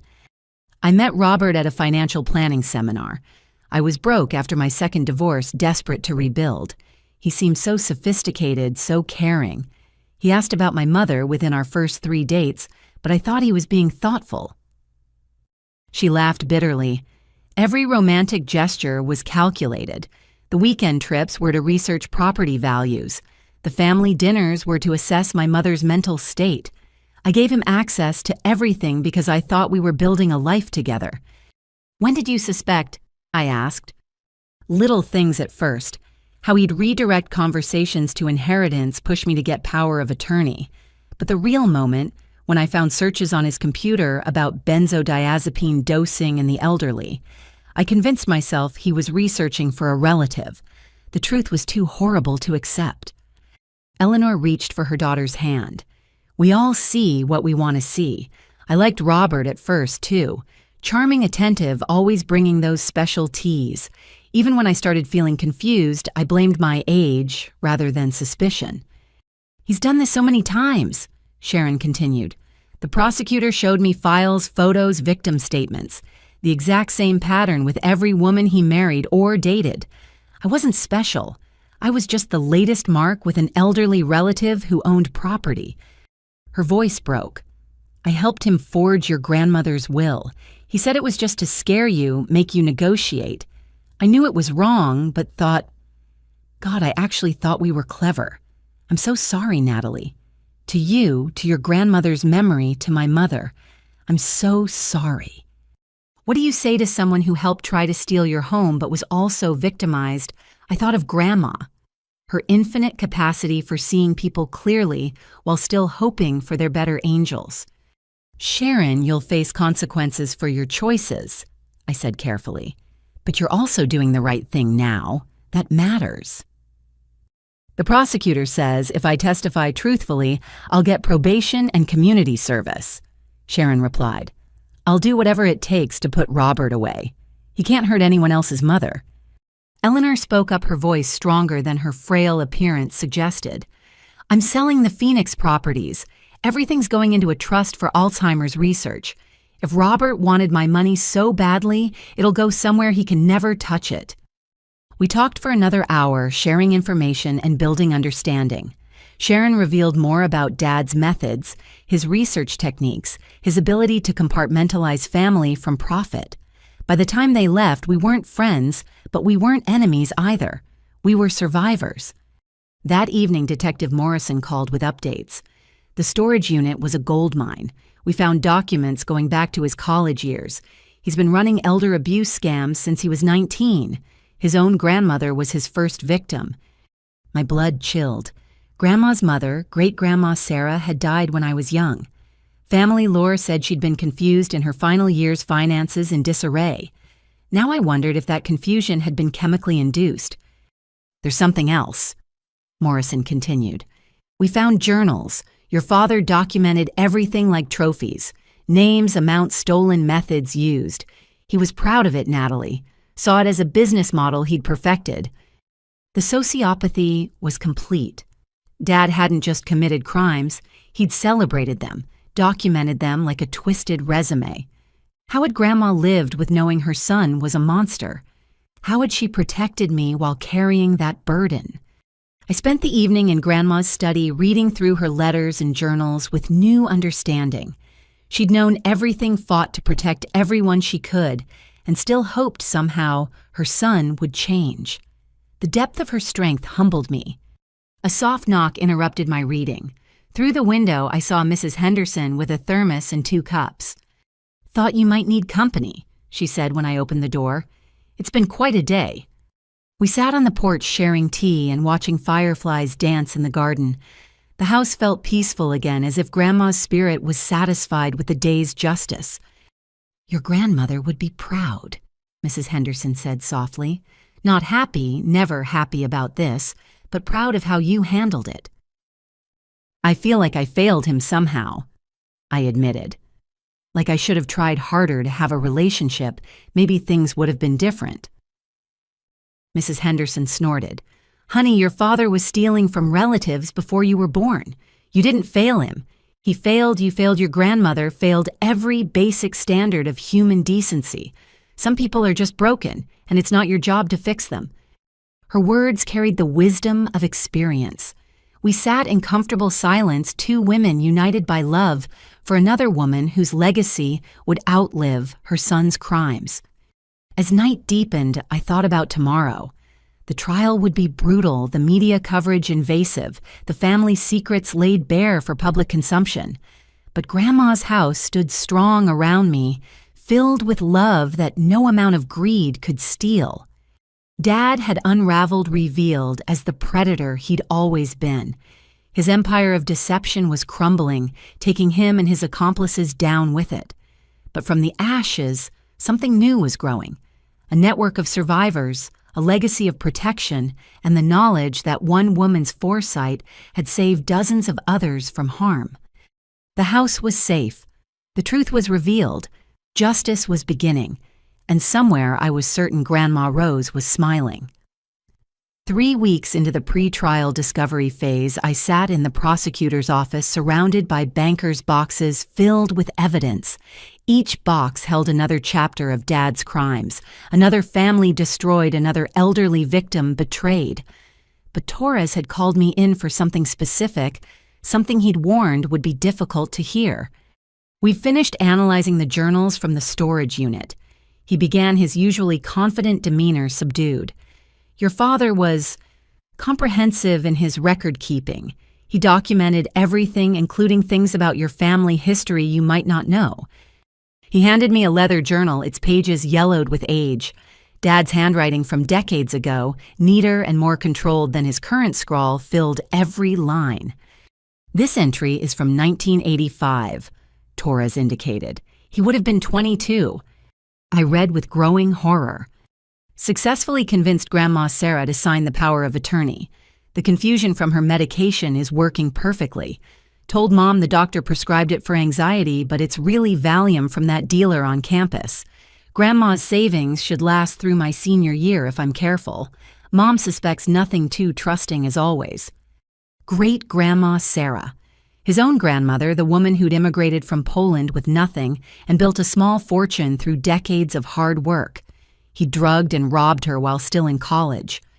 It gets worse, Torres warned as I turned pages. Entry after entry detailed his schemes. He'd stolen from aunts, uncles, cousins, anyone with assets and trust in family. He documented techniques for forging signatures, optimal drug dosages for confusion, without obvious impairment ways to isolate victims from potential protectors. One entry from 1991 stopped my breath. Marie's life insurance came through. $2 million, just like I planned. Everyone believes the car accident story. Even little Natalie, though she keeps asking when Mommy's coming home. Told her heaven needed angels. The sympathy is useful. People don't suspect grieving widowers. Need to be careful with the money, though. Mom's already asking questions about my new car. I dropped the journal, my hands shaking. Marie, my mother. The car accident that had shaped my entire life. We're investigating, Torres said gently. The accident report shows brake failure on a remote road. Your mother's vehicle had been serviced 2 days before at a shop your father recommended. The shop closed years ago, but we're tracking down mechanics who worked there. The room spun. My mother hadn't died in a random accident. She'd been murdered by the man who'd vowed to love and protect her, killed for insurance money by my own father. There's more, Torres continued reluctantly. Your grandmother knew. Maybe not immediately, but eventually. We found her own journals in the materials from Mr. Harrison. She suspected, but could never prove it. It's why she changed her will, why she protected you so carefully. He showed me Grandma's journal, her familiar handwriting blurred by my tears. I've failed Marie and Sarah both. Failed to see what Robert was until too late. The police say there's no evidence that I'm a grieving mother looking for someone to blame. But I know my son. I've seen what he's capable of. All I can do now is protect Natalie. Give her the love and stability Robert would destroy. She must never know. The burden of suspecting your father of murder is too heavy for a child. I'll carry it alone. The weight of Grandma's secret pressed down on me. She'd raised me knowing her son had likely killed my mother, protecting me from that truth, while ensuring I'd never be alone with him. Every supervised visit, every excuse for why Dad couldn't take me overnight, every careful boundary, it all made terrible sense now. We need to ask, Torres said carefully.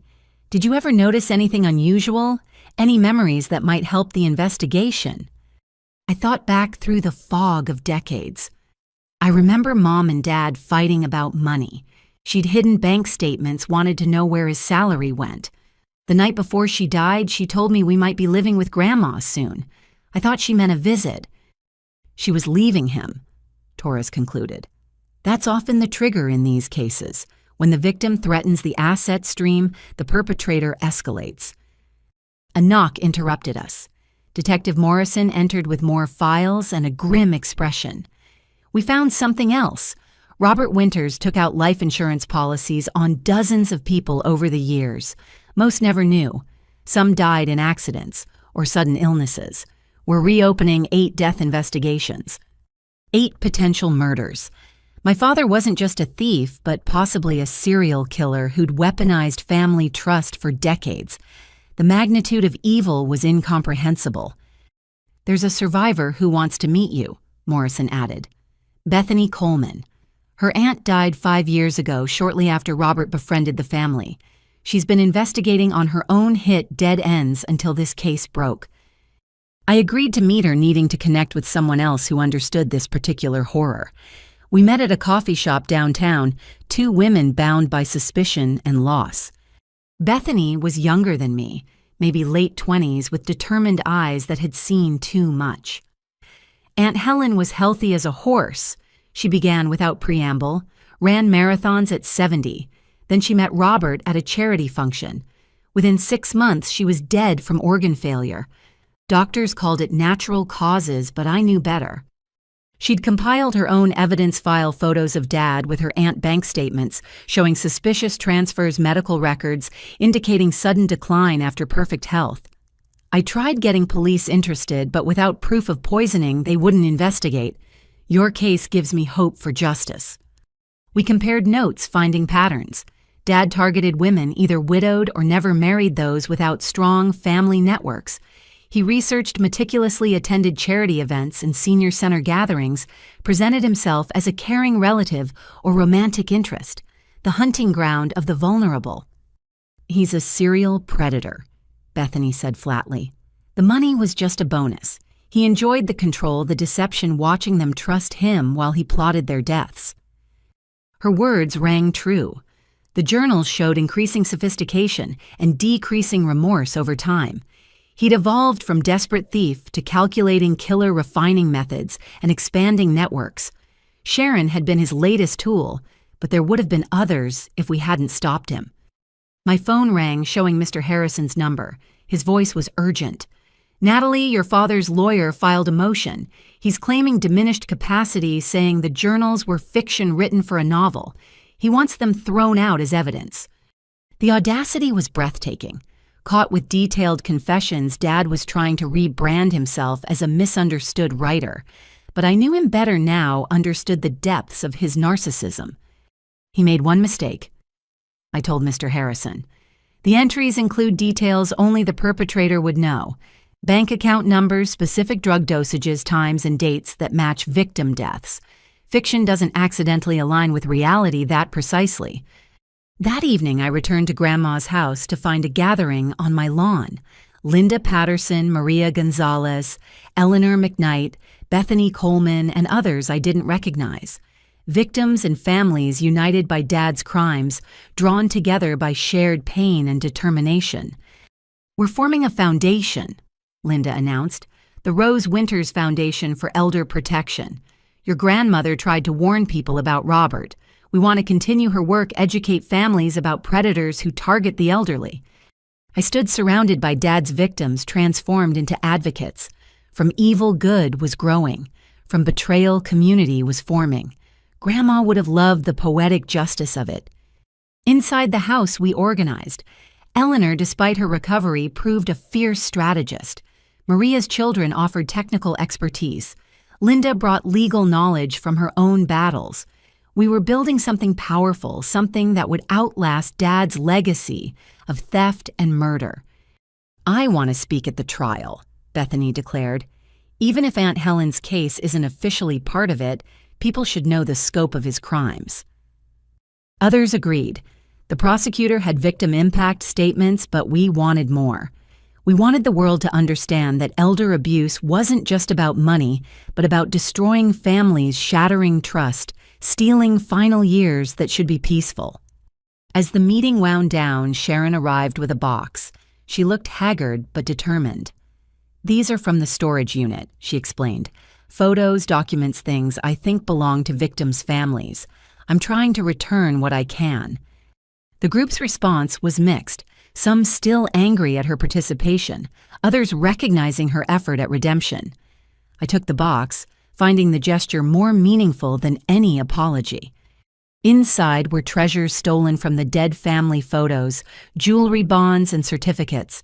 Each item represented a life cut short, a family robbed of more than money. We spent hours matching items to victims, small resurrections of memory and meaning. "This was Aunt Helen's," Bethany breathed, holding a pearl necklace. "She wore it every Sunday. He must have taken it after he killed her." The unspoken words hung heavy in the room, but Bethany clutched the pearls like a lifeline one piece of her aunt returned. As everyone prepared to leave, Mrs. Henderson pulled me aside. "The whole neighborhood's talking. Some reporters have been snooping around asking about your family history. Be careful, dear. This story's getting bigger." Indeed, the next morning brought news vans to our quiet street. The story of a serial elder abuser with possible murders spanning decades was national news. Dad's photo appeared on every channel, the charming smile now sinister with context. I gave one interview carefully controlled, focusing on the victims rather than sensationalizing the crimes. "Elder abuse is an epidemic hiding in plain sight," I said directly to the camera. "My father wasn't unique, just unusually prolific. Check on your elderly neighbors. Question sudden changes in their health or finances. Trust but verify even with family." The interview went viral, shared by elder advocacy groups nationwide. Tips poured in about similar cases, suspicious deaths, elderly relatives who died after meeting charming strangers. Dad's arrest was catalyzing a national conversation about elder vulnerability. That night, I sat in Mom's old room, preserved exactly as she'd left it the morning she died. Her perfume still faintly scented the air. Her journal lay on the nightstand, final entry, cheerful with plans for a weekend trip that never happened. "I know the truth now," I whispered to her memory. "He'll pay for what he did to you, to great-grandma Sarah, to all of them. I promise." The room felt warmer somehow, as if Mom's spirit acknowledged the vow. 2 strong women had died protecting their families from Robert Winters. Their sacrifice wouldn't be wasted. Tomorrow would bring more revelations, more victims, more evidence of a lifetime spent preying on the vulnerable. But tonight I drew strength from their memories. Mom and Grandma, both victims of Dad's evil, both fierce protectors, despite their fate. The foundation was registered. The victims were united. The truth was emerging from decades of shadows. Dad had built an empire on the graves of the elderly, but we were ensuring it would crumble completely, taking him down forever. Justice for the dead, protection for the living. It's what Grandma would have wanted. It's what Mom died trying to achieve. And it's what I'd deliver no matter the cost. The FBI field office in downtown occupied a gleaming federal building, all glass and steel and security checkpoints. I'd been summoned by Special Agent Diana Chen, who was leading the multi-state investigation into what they were now calling Operation Winter's End. The name felt appropriate at the end of my father's decades-long season of predation. Agent Chen met me in a conference room wallpapered with photos, documents, and connection strings that looked like a spider's web. Dad's photo sat at the center with lines radiating out to faces of victims across 20 years and 12 states.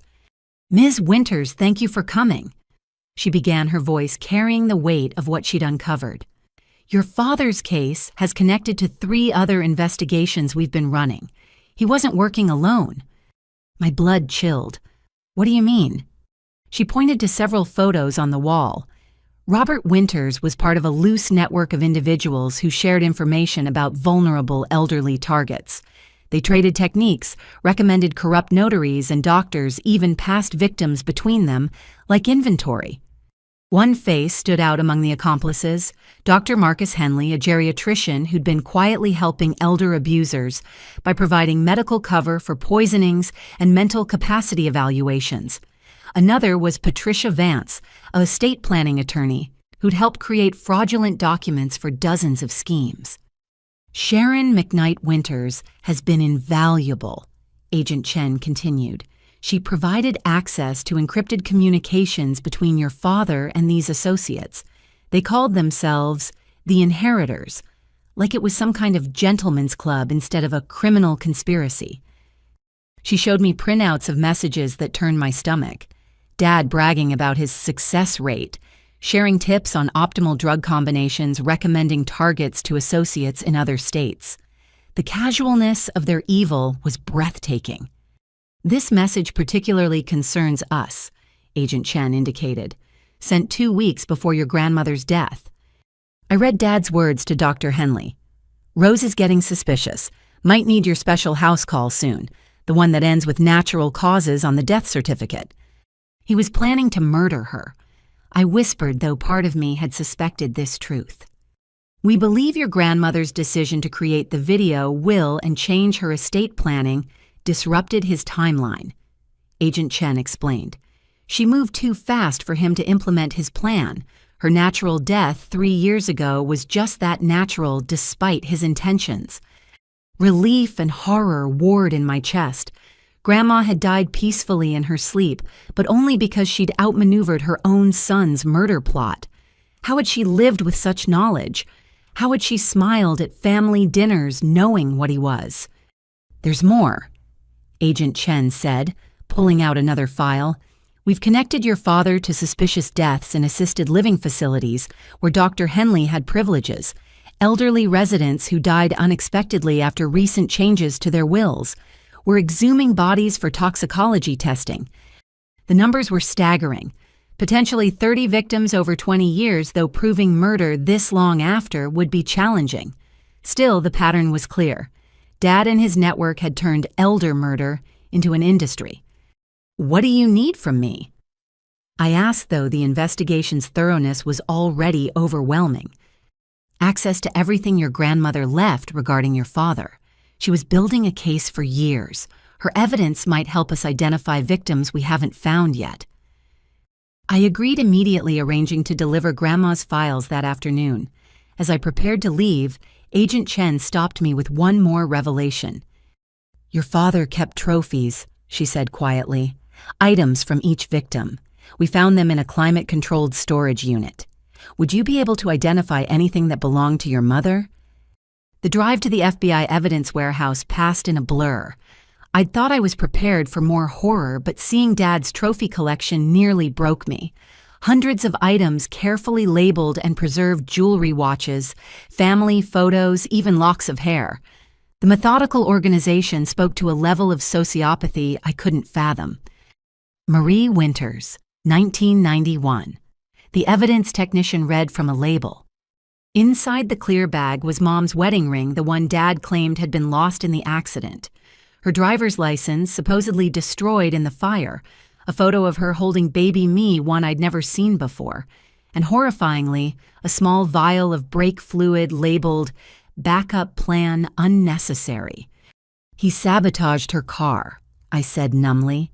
He kept proof of his own crime like a souvenir. Agent Chen nodded grimly. It's common with serial killers. They relive their crimes through these items. Your father saw each death as an achievement worth commemorating. I identified what I could each item, a gut punch of recognition. Great-Grandma Sarah's rosary, a pocket watch I remembered her father carrying, pieces of my family's history stolen and cataloged by the very person who should have protected them. Back at the prosecutor's office, the scope of the investigation continued expanding. Torres had connected Dad to 3 more suspicious deaths through financial records. Sharon provided detailed testimony about his methods turning state's evidence with a vengeance born of her own betrayal. He chose me specifically.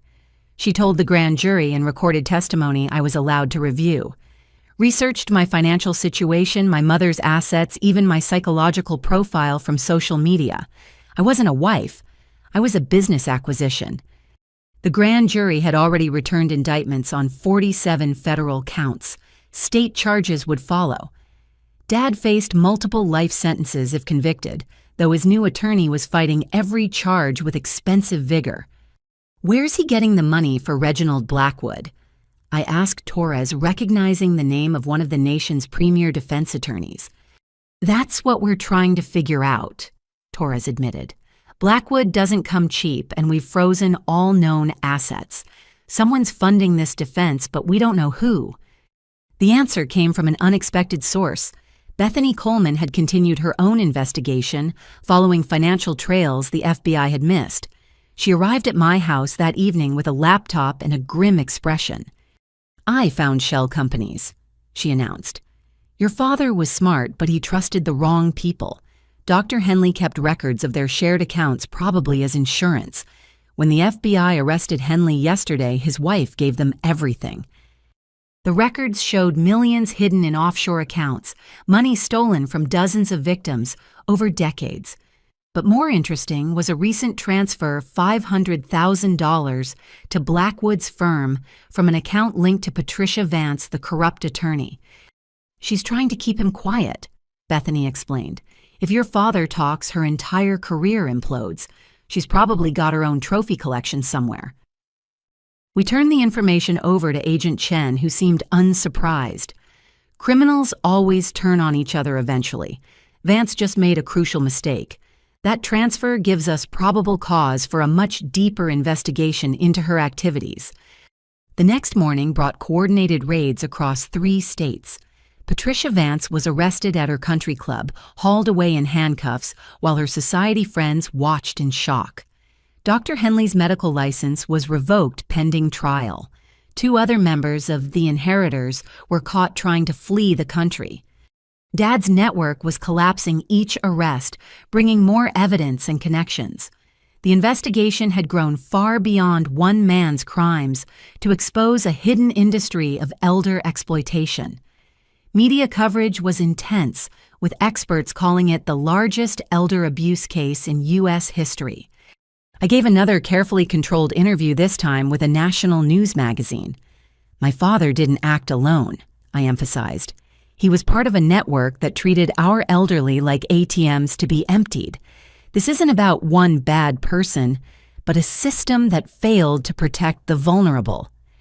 The response was immediate. Elder advocacy groups gained new members and funding. Legislation was proposed to strengthen penalties for elder abuse.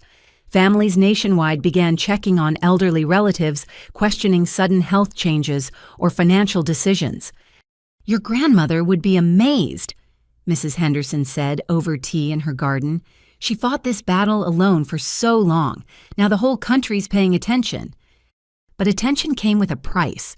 Reporters camped outside my house. Dad's supporters, few but vocal, sent hate mail calling me a traitor to family values. Someone spray-painted "ungrateful daughter" on my garage door one night, though security cameras caught the vandal, who turned out to be a distant cousin, hoping to inherit if Dad went free. Through it all, the investigation continued. More bodies were exhumed. More toxicology tests revealed poisoning. The death toll rose to confirmed 15, with another 20 suspected but unprovable. Dad's journal proved invaluable, providing dates and details that corroborated forensic evidence. One entry particularly haunted me. Marie growing suspicious about the tea. Need to accelerate timeline. Break lines easier than slow poisoning. Make it look random. Natalie young enough to forget details. Rose will take her in solve custody problem. He'd planned my mother's murder with the same casual efficiency as a grocery list. My entire life shaped by his calculation that a 5-year-old would forget trauma and a grandmother would provide free childcare while he spent the insurance money. Sharon visited again this time to deliver more evidence. She looked healthier, the stress of living with Dad replaced by the different burden of redemption. "I found these hidden in our house," she said, handing over USB drives. "He didn't know I knew about his hiding spots. There's video." The drives contained surveillance footage Dad had secretly recorded of victims in their homes. He'd installed hidden cameras during visits documenting their deterioration as his poisons took effect. The FBI tech team called it the most disturbing evidence they'd ever processed. "Why?" I asked Sharon. "Why would he record their suffering?" "Control," she answered simply. "He needed to see his power over them. The money was almost secondary. He enjoyed watching them trust him while he destroyed them. I think he's a psychopath, Natalie.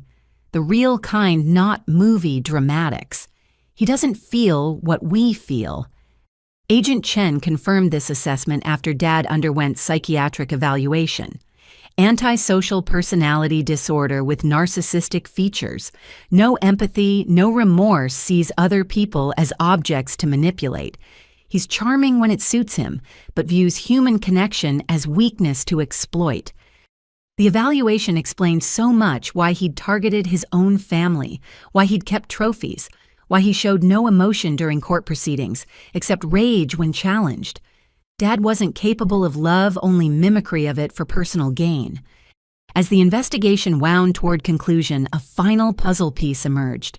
The FBI had tracked the offshore accounts to their ultimate source, a Swiss bank, that finally cooperated under international pressure. The original seed money, the foundation of Dad's criminal empire, came from a life insurance policy on his own father. Your grandfather died when Robert was 19, Agent Chen explained. Supposedly a heart attack, but given what we know now, another murder. His first murder. Dad had killed his own father for seed money to start his enterprise. The depravity was complete, a lifetime of parricide and greed dressed up as family devotion. That night I sat in Grandma's study surrounded by evidence boxes and investigation reports.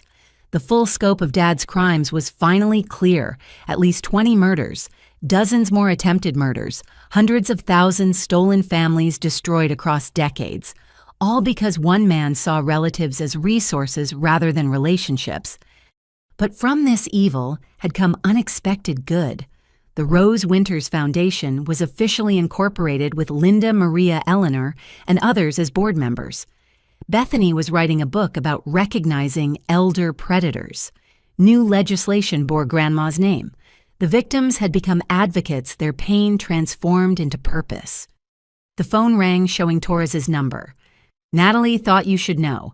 Your father fired Blackwood. He's representing himself at trial. Says no lawyer understands his vision well enough to defend him. I almost laughed at the narcissism. Dad would defend himself, confident in his ability to manipulate anyone. He didn't understand that his journal, his trophies, his own recordings had already convicted him. The trial was just formality now. Looking at Grandma's portrait, I raised my teacup in a toast. We got him, I whispered. All of them. The network's broken, the victims are united, and he'll never hurt another grandmother. You protected me long enough to finish what you started. The house felt peaceful, as if a long battle had finally ended. Tomorrow would bring trial preparation and more revelations. But tonight I could rest, knowing the investigation was complete. Dad's winter of predation was over. Spring would come with justice. The federal courthouse in the city center had never seen media coverage quite like this. News vans lined the street, reporters from national outlets jostled for position, and security had tripled for what journalists were calling the trial of the century for elder abuse cases. I arrived early with Torres and Agent Chen, avoiding the main entrance through a secured side door. Your father's been busy in jail, Torres informed me as we settled in the prosecutor's preparation room. He's filed 17 motions, all handwritten, all delusional. He's claiming everything from conspiracy to frame him to accusations that you're not actually his daughter. The last claim stung, though I shouldn't have been surprised. Dad would say anything, destroy anyone to save himself. His narcissism had reached new heights in custody, demanding special meals, private cells, and access to law libraries to prepare his defense. He's also been corresponding with supporters, Agent Chen added, showing me printed emails from monitoring. A small but vocal group who believe he's a victim of family betrayal. They're funding his commissary account and spreading conspiracy theories online. I'd seen the websites, the forums where Dad was painted as a devoted son destroyed by a greedy daughter. They'd edited photos, taken quotes out of context, created an alternate reality where he was the victim. It would have been laughable if it wasn't so toxic. Ready? Torres asked as the courtroom opened. Walking into the packed gallery felt like entering an arena. I recognized many faces: Linda Patterson and Maria Gonzalez in the front row, Eleanor McKnight in her wheelchair, beside a healthier-looking Sharon Bethany Coleman with her laptop for notes. Behind them sat dozens more victims and families united in their demand for justice. The defense table sat empty until the bailiffs brought Dad in. Prison had aged him dramatically. His silver hair had thinned, his expensive tan faded to sallow gray. But his eyes remained cold and calculating, scanning the room like a predator studying prey. He wore a suit that hung loose on his diminished frame, trying to project authority he no longer possessed. "All rise for the Honorable Judge Margaret Thornton," the bailiff announced. Judge Thornton commanded respect with her mere presence. Known for her no-nonsense approach and particular harshness toward financial predators, she'd been specially assigned given the case's complexity. Her opening remarks set the tone. "Mr. Winters, you've chosen to represent yourself against advice of counsel. I'll warn you, once I will not tolerate grandstanding, irrelevant speeches or disrespect in my courtroom. You'll follow procedure or be removed. Understood?" Dad stood with exaggerated dignity. "Your Honor, I understand perfectly. I look forward to revealing the conspiracy against me orchestrated by my ungrateful daughter and her accomplices." Several victims audibly scoffed. Judge Thornton's gavel came down sharp. "Mr. Winters, that's your first warning. Refer to witnesses and victims respectfully or not at all." The prosecution's opening statement was devastating in its simplicity. Torres laid out 20 years of predation with clinical precision, using Dad's own journals and recordings as a roadmap. The screen showed faces of the confirmed dead elderly people who'd trusted the wrong person with fatal results. "Robert Winters didn't just steal money," Torres concluded. "He stole final years, final moments, final chances to say goodbye. He turned family love into a weapon and elderly trust into a death sentence. The evidence will show a pattern of evil that shocks the conscience." Dad's opening was exactly what I'd expected: narcissistic rambling disguised as legal argument. He claimed the journals were fiction, the recordings were edited, the witnesses were lying for money. He painted himself as a successful businessman, targeted by jealous relatives and corrupt prosecutors. "Even my own daughter," he gestured dramatically toward me, "conspires against her father for inheritance. She manipulated my poor mother, turned her against her only son. This trial is about greed, but not mine."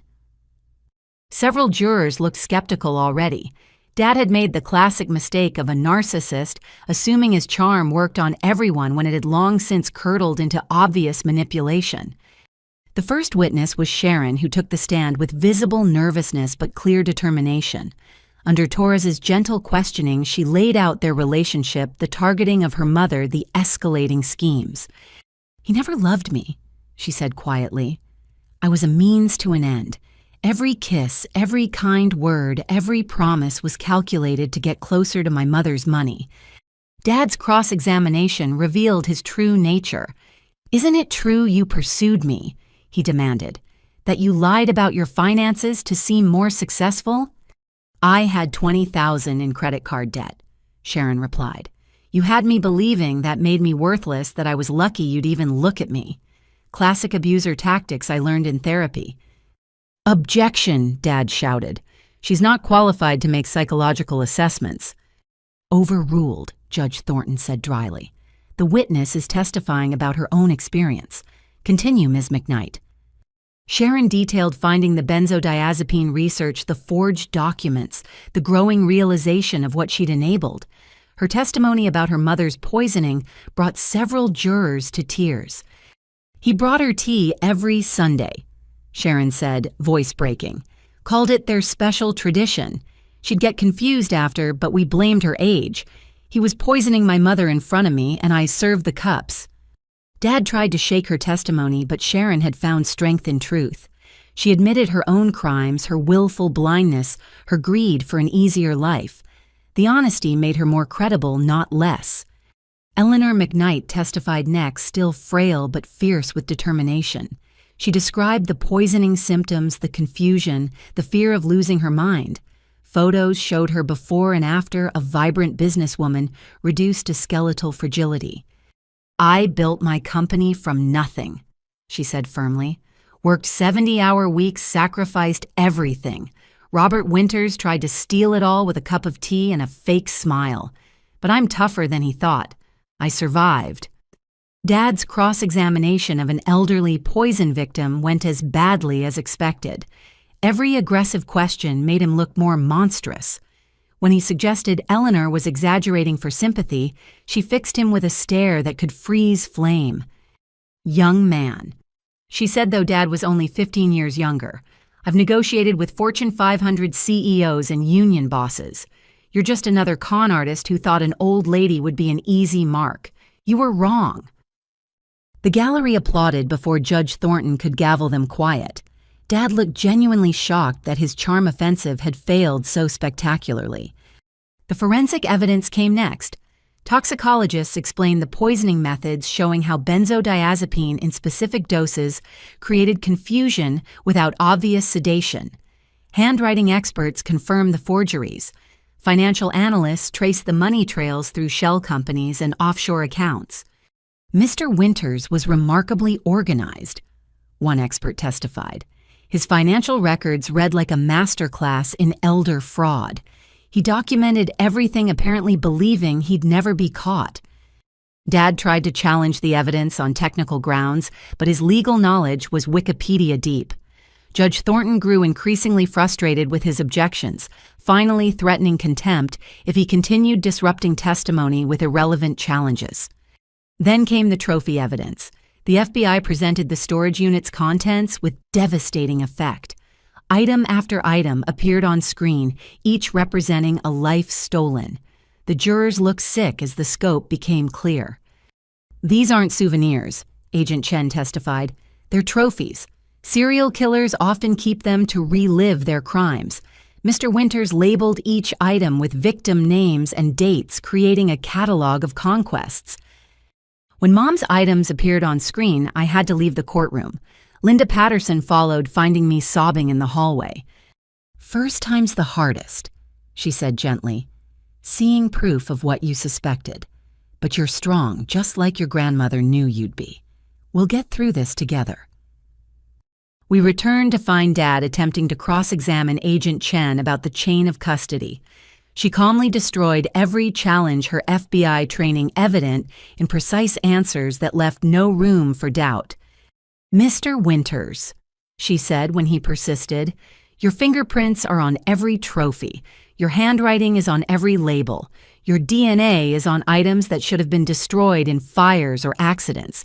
There is no question of authenticity." The most damaging testimony came from Dr. Marcus Henley, who'd flipped completely in exchange for a reduced sentence. He detailed their partnership with clinical detachment, explaining how he'd provided medical cover for murders. "Robert would identify targets, I'd become their doctor," he testified. "A little too much medication here, a misdiagnosis there. Natural causes on the death certificate, no autopsy required. We refined it to an art." "You murdered people," Torres stated flatly. "We expedited inheritances," Henley corrected with chilling calm. "Robert saw it as a business service, help families access money tied up in elderly relatives who were just lingering." The gallery erupted in disgust. Several victims' families had to be restrained. Judge Thornton threatened to clear the courtroom if outbursts continued, though her own expression showed she shared their revulsion. Dad's cross-examination of his former partner was a disaster. Henley had no loyalty left, answering every question with damning honesty. He revealed 3 murders Dad hadn't even documented, elderly patients whose deaths had been particularly profitable. "You were always sloppy," Henley told Dad directly. "Keeping trophies, writing everything down. I told you it would be your downfall, but you needed the admiration needed to relive your cleverness. Classic narcissistic behavior." Having his personality dissected by a fellow predator clearly enraged Dad. His mask slipped completely as he screamed at Henley, calling him a traitor and threatening revenge. Judge Thornton held him in contempt, ordering a recess while Dad was forcibly removed. "Ladies and gentlemen," she addressed the jury, "the defendant's behavior is not evidence of guilt, though you may consider demeanor when assessing credibility. We'll resume tomorrow after Mr. Winters has calmed himself." That evening, the victims' coalition met at my house. The trial was going better than hoped, Dad's self-representation turning into self-destruction. But the emotional toll was evident on every face. "Seeing him try to justify it," Maria said quietly, "like we deserve to be robbed because we're old, like our lives don't matter." "They matter," Bethany said firmly. "Every single life he stole matters. That's why we're here. That's why we're fighting. Not just for justice, but for recognition that elderly lives have value beyond bank accounts."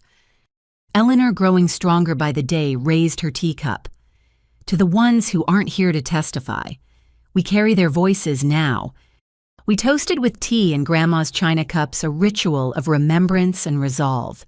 Each woman in the room had been touched by Dad's evil, but we'd transformed trauma into purpose. The Rose Winters Foundation already had applications for help from dozens of families suspecting elder abuse. "Your grandmother started this," Linda told me, "but you're finishing it. She'd be so proud of how you've handled yourself." I thought of Grandma as I looked around the room at her extended legacy. She'd protected me long enough to grow strong, to develop the skills needed for this battle. Every legal argument I made, every document I filed, every moment I stood firm against Dad's lies was her influence manifested. The trial would continue for weeks more. There would be more evidence, more testimony, more of Dad's desperate attempts to avoid responsibility. But the outcome was increasingly clear.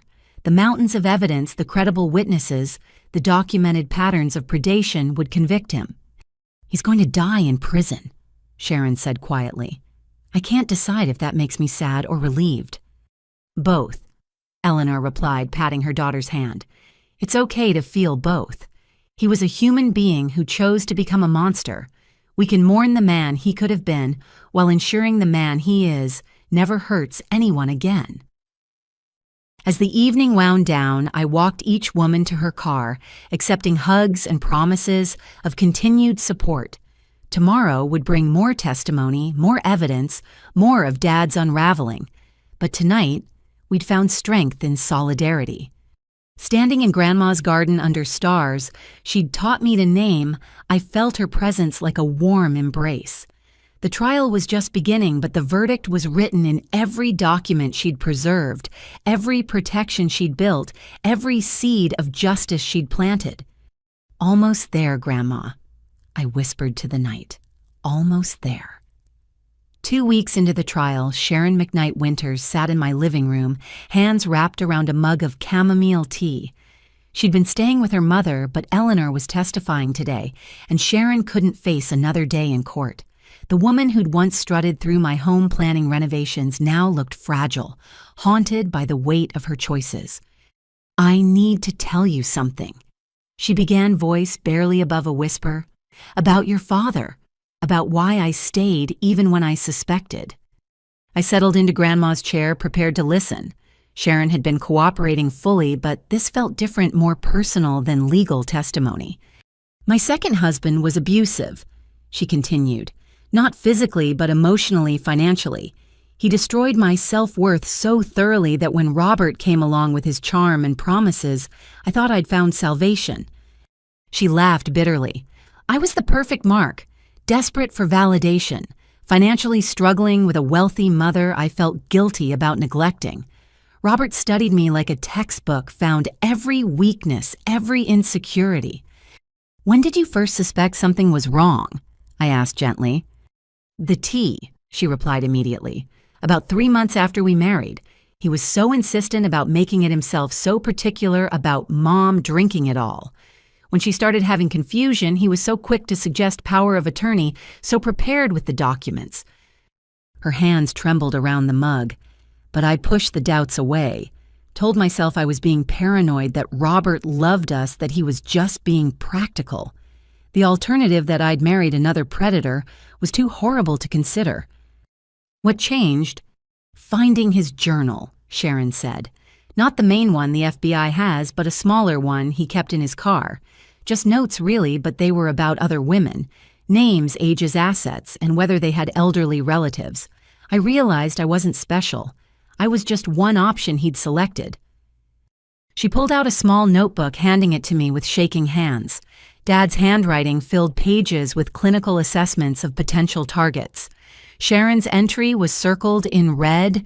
Sharon M., 48, divorced, twice $20,000, debt mother.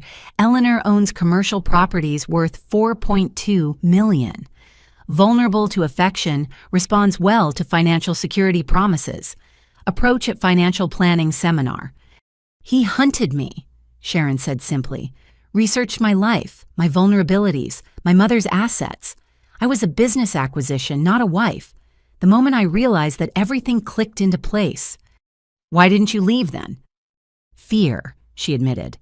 I'd seen what he did to people who opposed him, the legal threats, the character assassination. And by then I was complicit. I'd signed documents, participated in schemes. He made sure I was dirty enough that leaving meant destroying myself. She described the escalating control, how Dad had isolated her from friends, convinced her that her family saw her as a failure, that he was her only source of stability. Classic abuse tactics refined over decades of practice. But when I saw him preparing documents about your grandmother's house, Sharon continued, I remembered meeting Rose once at a charity event. She was kind to me, genuinely interested in my life. The thought of Robert stealing from another woman like that, it broke something in me. You could have warned me, I pointed out, trying to keep accusation out of my voice. I tried to convince him the scheme wouldn't work, Sharon said. Told him you were too smart, that the documents looked fake. He said I was jealous of his mother's love for you, that I wanted you out of the picture. Every concern I raised got twisted into evidence of my own inadequacy. She showed me text messages between them, Dad's responses to her doubts dripping with contempt and manipulation. You're lucky I married you, one read. No one else would tolerate your paranoid delusions. Stop questioning me and remember your place. The night before we came to your house, Sharon revealed, I almost called you. Had my phone in hand, your number pulled up from when I'd researched you. But Robert came in, saw what I was doing. The look in his eyes. I've never been more afraid. Did he hurt you? The question came out harder than intended. Not physically. He didn't need to. He just very calmly explained what would happen if I betrayed him, how my mother would suffer, how my children would learn what a failure I was, how I'd end up homeless and alone.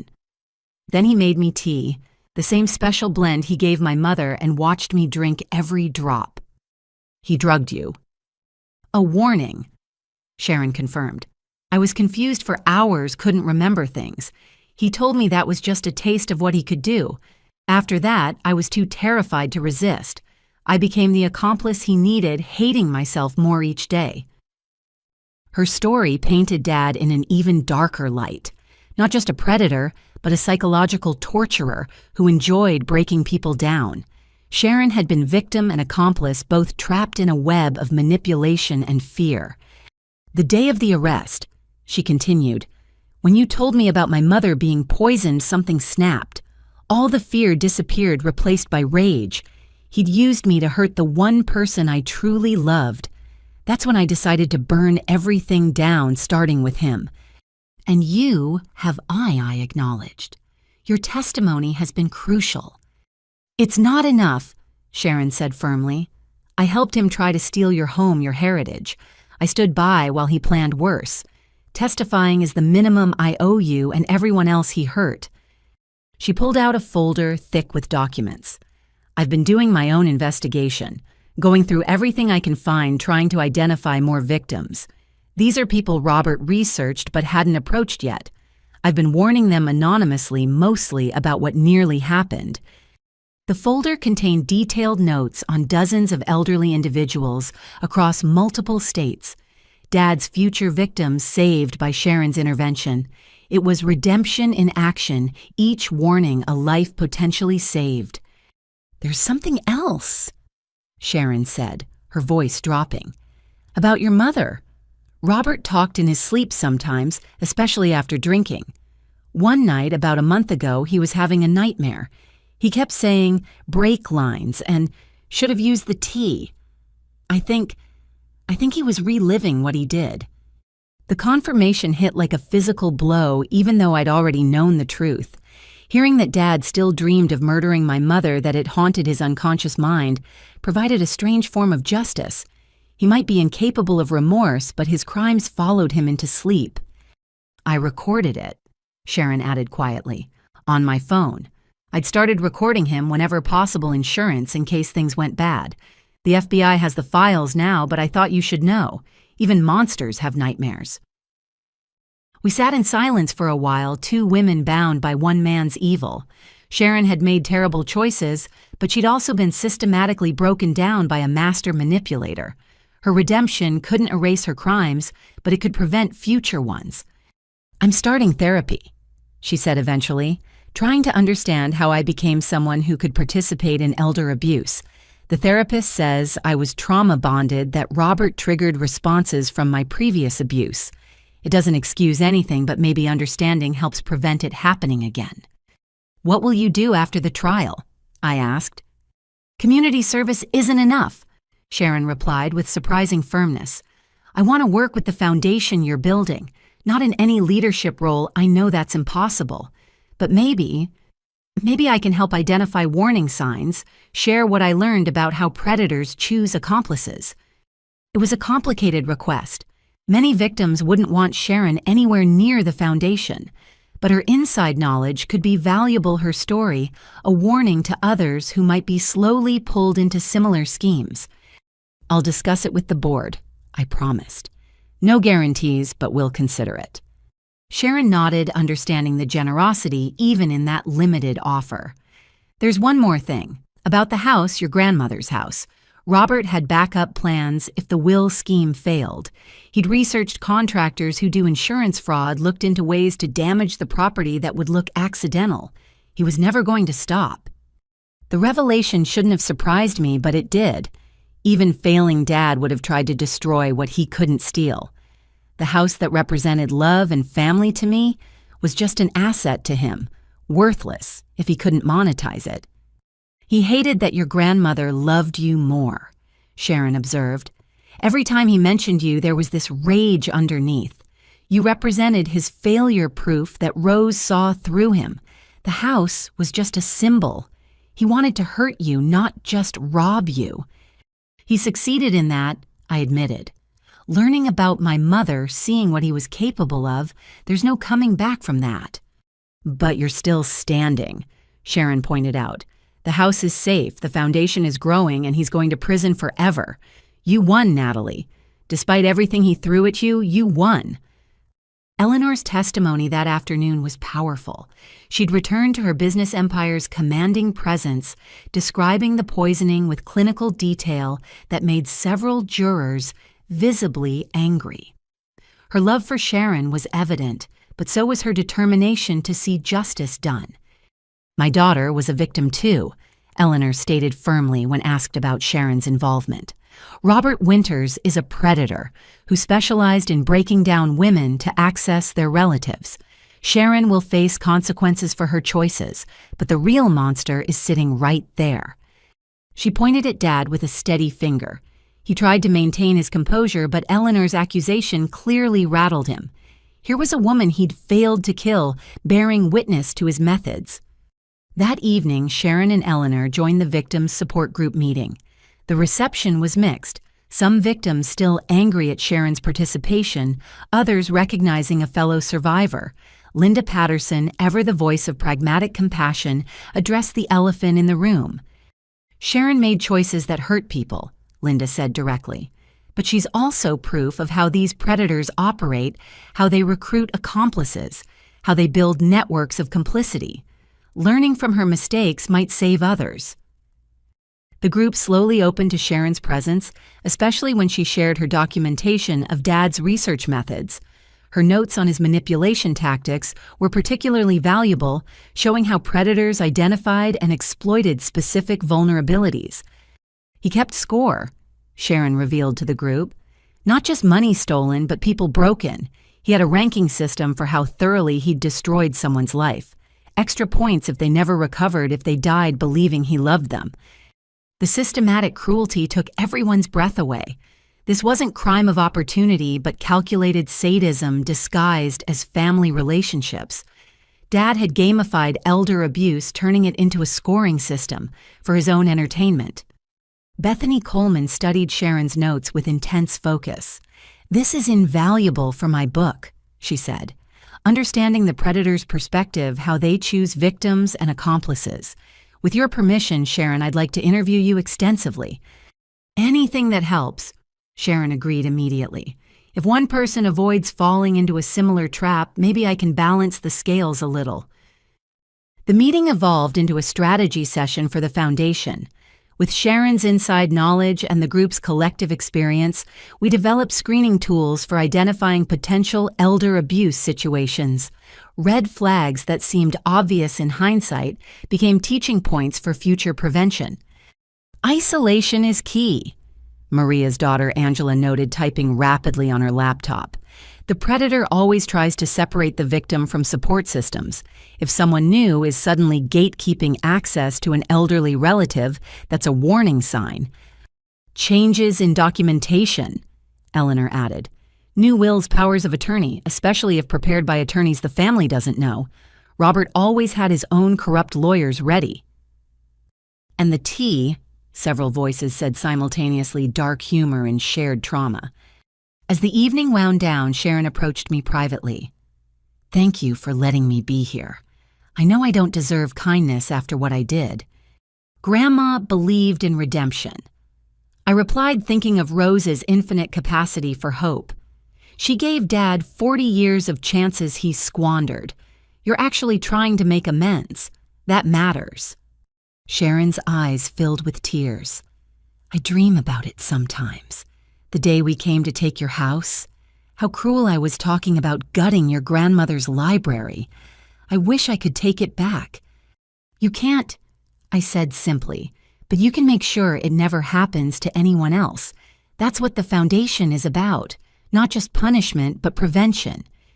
As Sharon and Eleanor left together, the bond between them, visibly stronger despite the trauma, I reflected on the complex nature of justice. Dad would pay for his crimes, spend his remaining years in prison. But true justice meant more than punishment. It meant healing for survivors, protection for future victims, and systematic change to prevent similar predations. Sharon's redemption arc wasn't complete, and might never be. She'd face her own legal consequences, live with the shame of her choices, struggle to rebuild trust with everyone, including herself. But she was trying, and in the shadow of Dad's absolute evil, her effort at reformation shone brighter. The trial would continue tomorrow. More evidence, more testimony, more of Dad's increasingly desperate attempts to avoid responsibility. But something had shifted with Sharon's full cooperation. The predator's methods were exposed not just through his victims, but through his accomplice, providing a complete picture of how such evil operated. "We see you now," I whispered to Dad's photo in the evidence file. "All your tricks, all your manipulations, all your careful planning. We see it all, and we're going to stop others like you." The foundation had found an unexpected ally in Sharon McKnight Winters. Complicated, compromised, but ultimately committed to preventing others from falling into the same trap. It wasn't the justice story anyone expected, but it was the one we got. And maybe, just maybe, it was enough. 3 days before I was scheduled to testify, Torres called an emergency meeting. His usually calm demeanor showed cracks of concern as he spread new documents across the conference table. "Your father's been busy in jail," he began. "He's filed a motion claiming incompetent counsel, saying his previous attorney, the one he fired, sabotaged his case. He wants a mistrial." "Can he do that?" My stomach clenched at the thought of starting over. "He can try," Torres replied. "But Judge Thornton isn't easily fooled. The bigger issue is this." He pushed a handwritten document toward me. He's subpoenaed character witnesses, including some names that surprised us. I read through the list, recognizing most as distant relatives or former business associates. But 3 names made my blood run cold: Jennifer Walsh, my college roommate; David Chen, my ex-fiancé; and Patricia Simmons, my therapist from a decade ago. "You can't subpoena my therapist," I protested. "That's privileged." "He's not asking for therapy records," Torres explained. "He's calling her as a character witness, claiming she can testify to your manipulative personality and pathological need for control. It's nonsense, but it shows he's been researching your life extensively." The violation felt profound. Dad had investigated my past, looking for ammunition to destroy my credibility. The college roommate I'd lost touch with, the relationship that ended amicably, the therapist I'd seen during law school stress, all dragged into his twisted narrative. "We need to prepare you," Agent Chen said, joining the conversation. "His strategy is clear: paint you as a calculating daughter who manipulated Rose into cutting him out. He'll try to trigger emotional responses, make you look unstable or vindictive. He knows your buttons," Torres added. "Every parent does. He'll use that knowledge to try to break you on the stand. We need to practice until you can face anything he throws at you without flinching." The next 3 days became intensive preparation. Torres and his team ran mock cross-examinations, each more brutal than the last. They dredged up every failure, every mistake, every moment of doubt in my life. "Isn't it true you failed the bar exam on your first attempt?" the mock prosecutor pressed. "Yes," I replied calmly as coached. "Like 30% of test takers. I studied harder and passed the second time." "You were in therapy during law school. Why?" "Academic stress and grief processing after my grandmother's best friend died. Seeking mental health support shows wisdom, not weakness." They threw Dad's likely accusations at me relentlessly: that I'd poisoned Grandma against him, that I'd manipulated her will, that I was money-hungry, vindictive, a disappointment as a daughter. Each attack stung, but repetition built armor. "He'll try to make you angry," Torres warned. "Anger makes people sloppy, say things they regret. Stay calm, stick to facts, don't let him bait you into emotional responses." Between preparation sessions, I met with the witnesses Dad had subpoenaed. Jennifer Walsh, now a suburban mother of 3, was bewildered by the summons. "I haven't talked to you in 10 years, she said over coffee. "What could I possibly say about your character?" "He's fishing," I explained. "Looking for anything negative. Did we ever fight? Did I ever do anything he could twist?" Jennifer thought carefully. "You were studious, maybe a little uptight about grades. Oh, and you once reported our suite-mate for stealing food. But that's hardly character assassination material." We strategized responses to potential questions, Jennifer promising to be brief and factual. She seemed offended by the attempt to use her against me, remembering our friendship fondly despite the distance years had created. David Chen was equally supportive. "Your dad's really reaching," he said, reviewing the subpoena. "We dated for 2 years, broke up because of career geography, stayed friends. What's he hoping I'll say?" "Probably that I'm controlling or manipulative," I guessed. "He needs to establish a pattern of behavior." "The only pattern I remember is you bringing me soup when I was sick and proofreading my dissertation." David laughed. "If caring about people is manipulation, we're all guilty." The therapist meeting required more delicacy. Dr. Patricia Simmons maintained professional boundaries while explaining what she could and couldn't say. "I can confirm you were my patient and speak to general observations about your character," she said carefully. "I cannot discuss treatment specifics. If he pushes for protected information, I'll invoke privilege." "What do you remember about my general character?" I asked, curious myself after so many years. "A young woman dealing with academic pressure and family complications with remarkable resilience," she replied. "You were introspective, perhaps overly self-critical, but ultimately focused on growth and understanding. Hardly the manipulative monster he's trying to portray."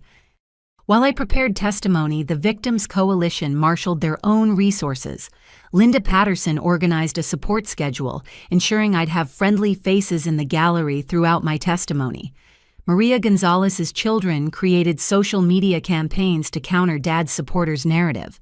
Eleanor McKnight hired a public relations firm to ensure accurate media coverage. "We won't let him isolate you," Linda declared at an emergency meeting. "That's what predators do, make victims feel alone. You'll see us every time you look up from that witness stand." Bethany Coleman had been researching Dad's supporters, discovering most were connected to earlier schemes. "3 are former accomplices who escaped prosecution," she reported. "2 are family members of other perpetrators. They're not defending your father so much as defending the entire ecosystem of elder abuse." The revelation that Dad was part of a larger network still actively operating fueled our determination. This trial was about more than one man's crimes. It was about exposing and destroying an entire predatory system. Mrs. Henderson and the Neighborhood Watch increased their vigilance as the trial approached its climax. She reported suspicious cars driving slowly past my house, individuals photographing the property. "Your father's supporters are getting bold," she warned. "Keep your security system armed. Don't answer the door for strangers." The threat felt real but distant, overshadowed by preparation for testimony. Torres ran through my testimony outline repeatedly, ensuring every word was precise, every emotion controlled. "Remember, you're not just a victim," he emphasized. "You're a witness to patterns of abuse spanning decades. Your testimony connects dots the jury needs to see. Stay focused on that larger purpose."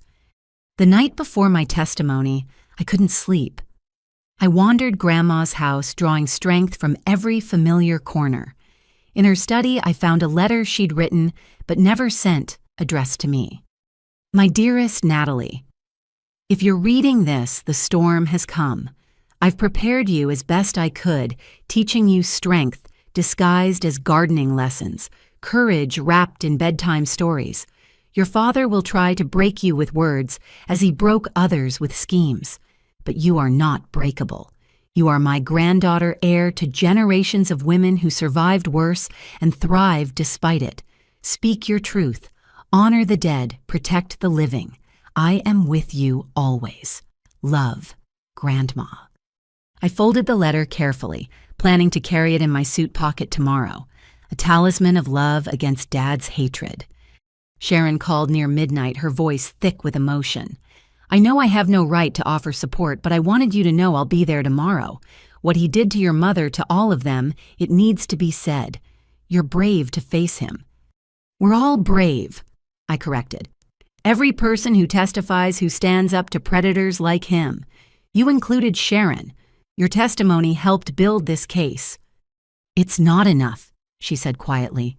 "But tomorrow, watching you face him down, maybe that's another step toward redemption."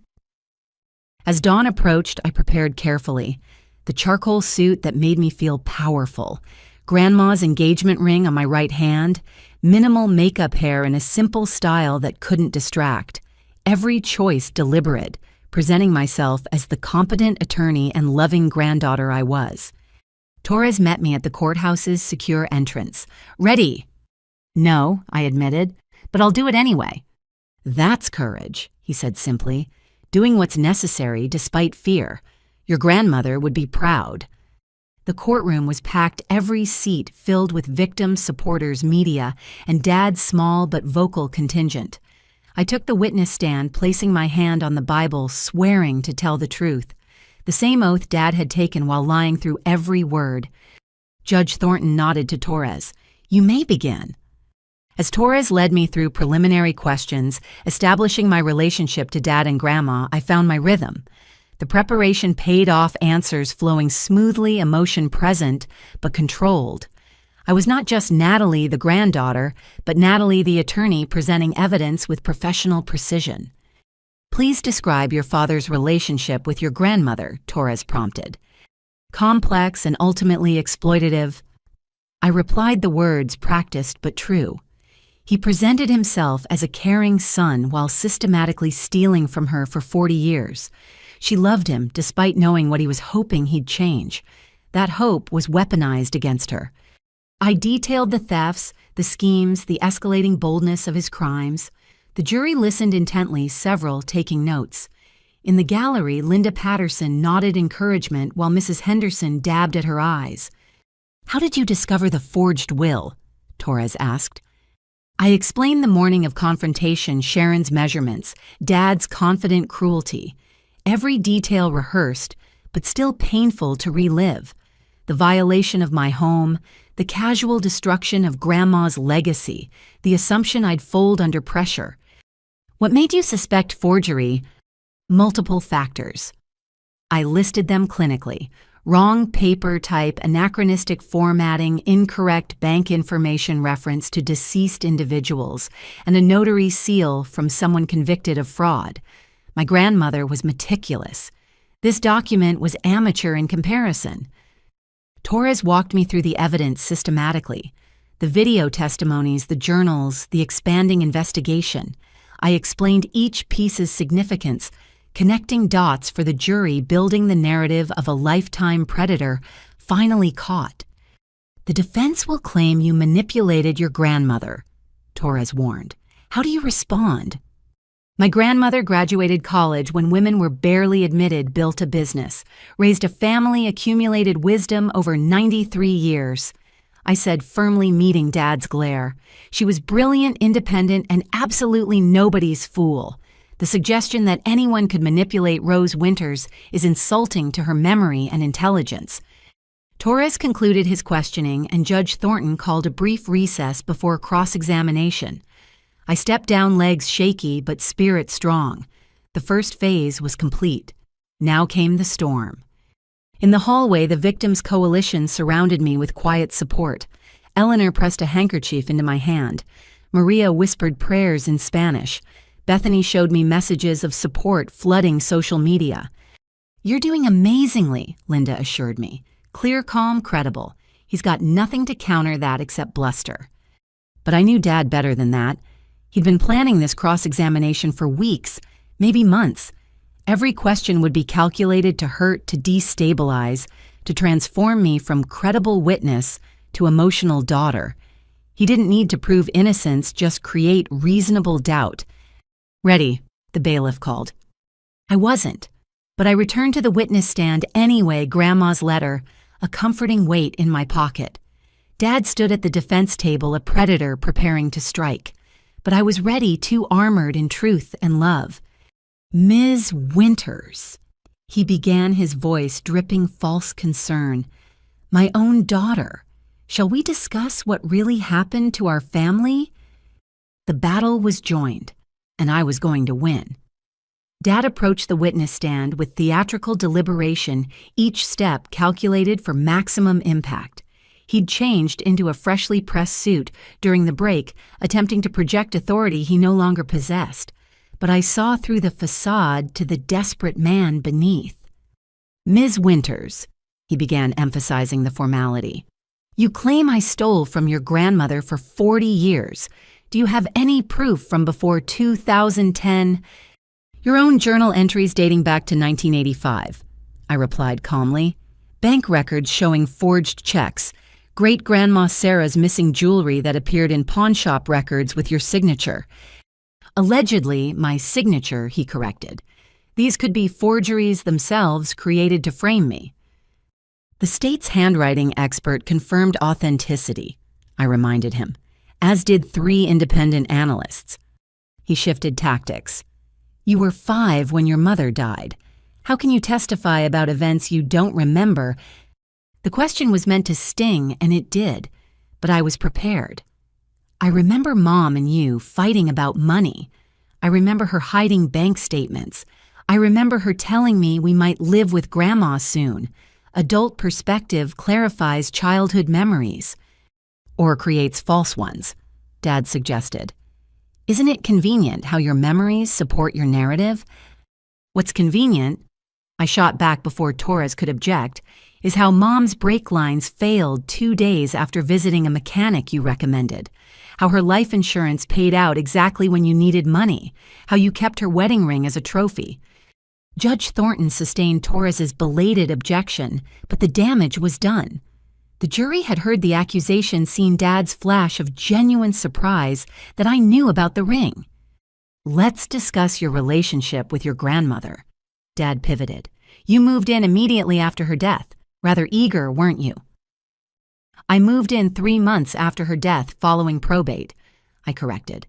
"She left the house to me in a video-recorded will with 3 witnesses. Nothing eager about following legal procedures." "But you'd been planning it. Hadn't you, visiting more frequently in her final years, becoming indispensable?" "I visited frequently because I loved her. I helped care for her because she needed it. While you were absent, I was present. That's not manipulation, that's family." Dad's jaw tightened. He wasn't getting the emotional responses he wanted. Every attack met fact, every insinuation met truth. "You mentioned I was absent," he said, false hurt creeping into his voice. "Did you ever consider why? How your grandmother poisoned our relationship with her constant suspicion?" "She suspected you because you stole from her," I stated flatly. "The poisoned relationship was your doing, not hers." "So you say," Dad mused, turning slightly toward the jury. "But isn't it possible she was becoming paranoid in her old age, seeing theft where there was only concern?" "No," I replied firmly. "Grandma documented everything meticulously. Dates, amounts, evidence. Paranoia doesn't produce bank records and pawnshop receipts." He tried another angle. "You're an attorney specializing in elder law. Quite convenient given this situation. Almost like you've been preparing for this moment."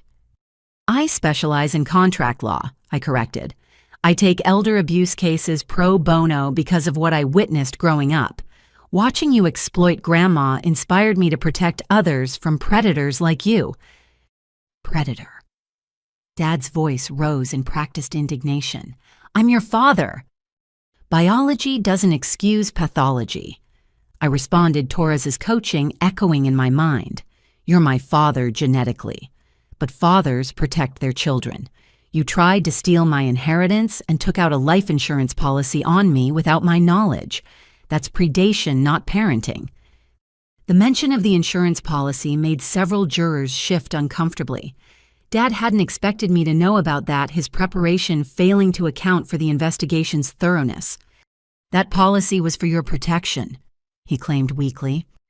"With you as sole beneficiary. How exactly would that protect me if I died?" I let the implication hang heavy in the air. Judge Thornton intervened. "Mr. Winters, move on to your next question." Dad shuffled papers, clearly rattled. His cross-examination was falling apart, each practiced attack failing against simple truth. He tried several more angles over the next hour, questioning my financial motives, my relationship history, even my law school performance. Each attempt met the same calm, factual responses. Finally, he played what he clearly thought was his trump card. "Isn't it true you were in therapy for mental health issues?" "Yes," I replied without hesitation. "I sought therapy during law school to manage stress and process grief. Mental health care is health care, nothing more." "And didn't you tell your therapist you hated me?" Torres objected immediately. "Privileged communication, Your Honor." "Sustained," Judge Thornton ruled. "Mr. Winters, you know better." But Dad pressed on. "Without revealing protected information, didn't you have documented emotional problems?" "I had documented emotional intelligence," I corrected. "Seeking help when needed, processing complex feelings appropriately, unlike someone who drugs elderly women and keeps trophies of his murders." "Objection!" Dad shouted at his own witness. "You can't object to your own question's answer," Judge Thornton said dryly, though the witness will refrain from editorial comments. As the hours dragged on, Dad's desperation became increasingly visible. His questions grew more erratic, jumping between topics without coherent strategy. He accused me of elder abuse, of forging documents myself, of conspiring with the victim's coalition for money. "These women you've gathered," he gestured toward the gallery, "they're hoping for a payday, aren't they? Civil suits to follow criminal conviction." "They're hoping for justice," I replied. Most have explicitly refused financial compensation, donating any recoveries to the foundation. Money was your motivation, not theirs. The foundation you conveniently run. The foundation has an independent board of directors. I'm not even a voting member. But you wouldn't understand organizing something without personal profit. By late afternoon, Dad was visibly exhausted. His silver tongue had failed him, charm curdling into obvious manipulation. The jury watched with increasingly skeptical expressions as he grasped for any foothold. "One final question," he announced, though Judge Thornton looked ready to end the circus. "Do you love me?" The courtroom went silent. It was a trap, of course.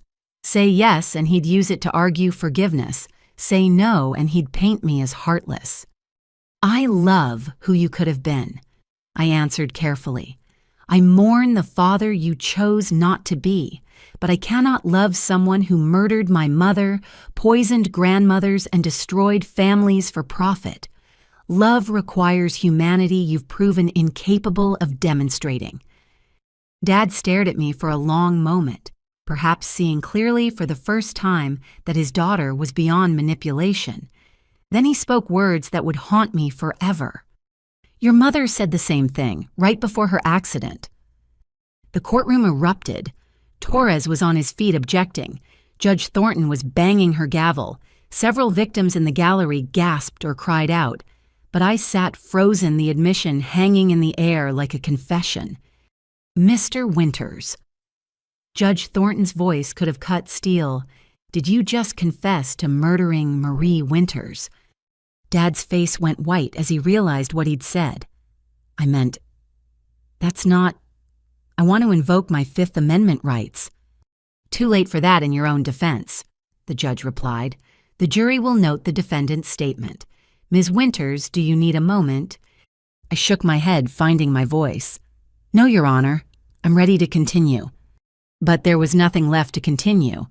Dad slumped back to the defense table, his accidental confession rendering further questions moot. Torres wisely had no redirect, letting Dad's words echo in the silence. As I stepped down from the witness stand, the gallery erupted in whispered conversations. Linda Patterson was crying. Eleanor McKnight looked grimly satisfied. Sharon had her face in her hands, shoulders shaking. The trial continued for 2 more days, but the outcome was decided in that moment. Dad's remaining witnesses were perfunctory character references who seemed embarrassed to be associated with him.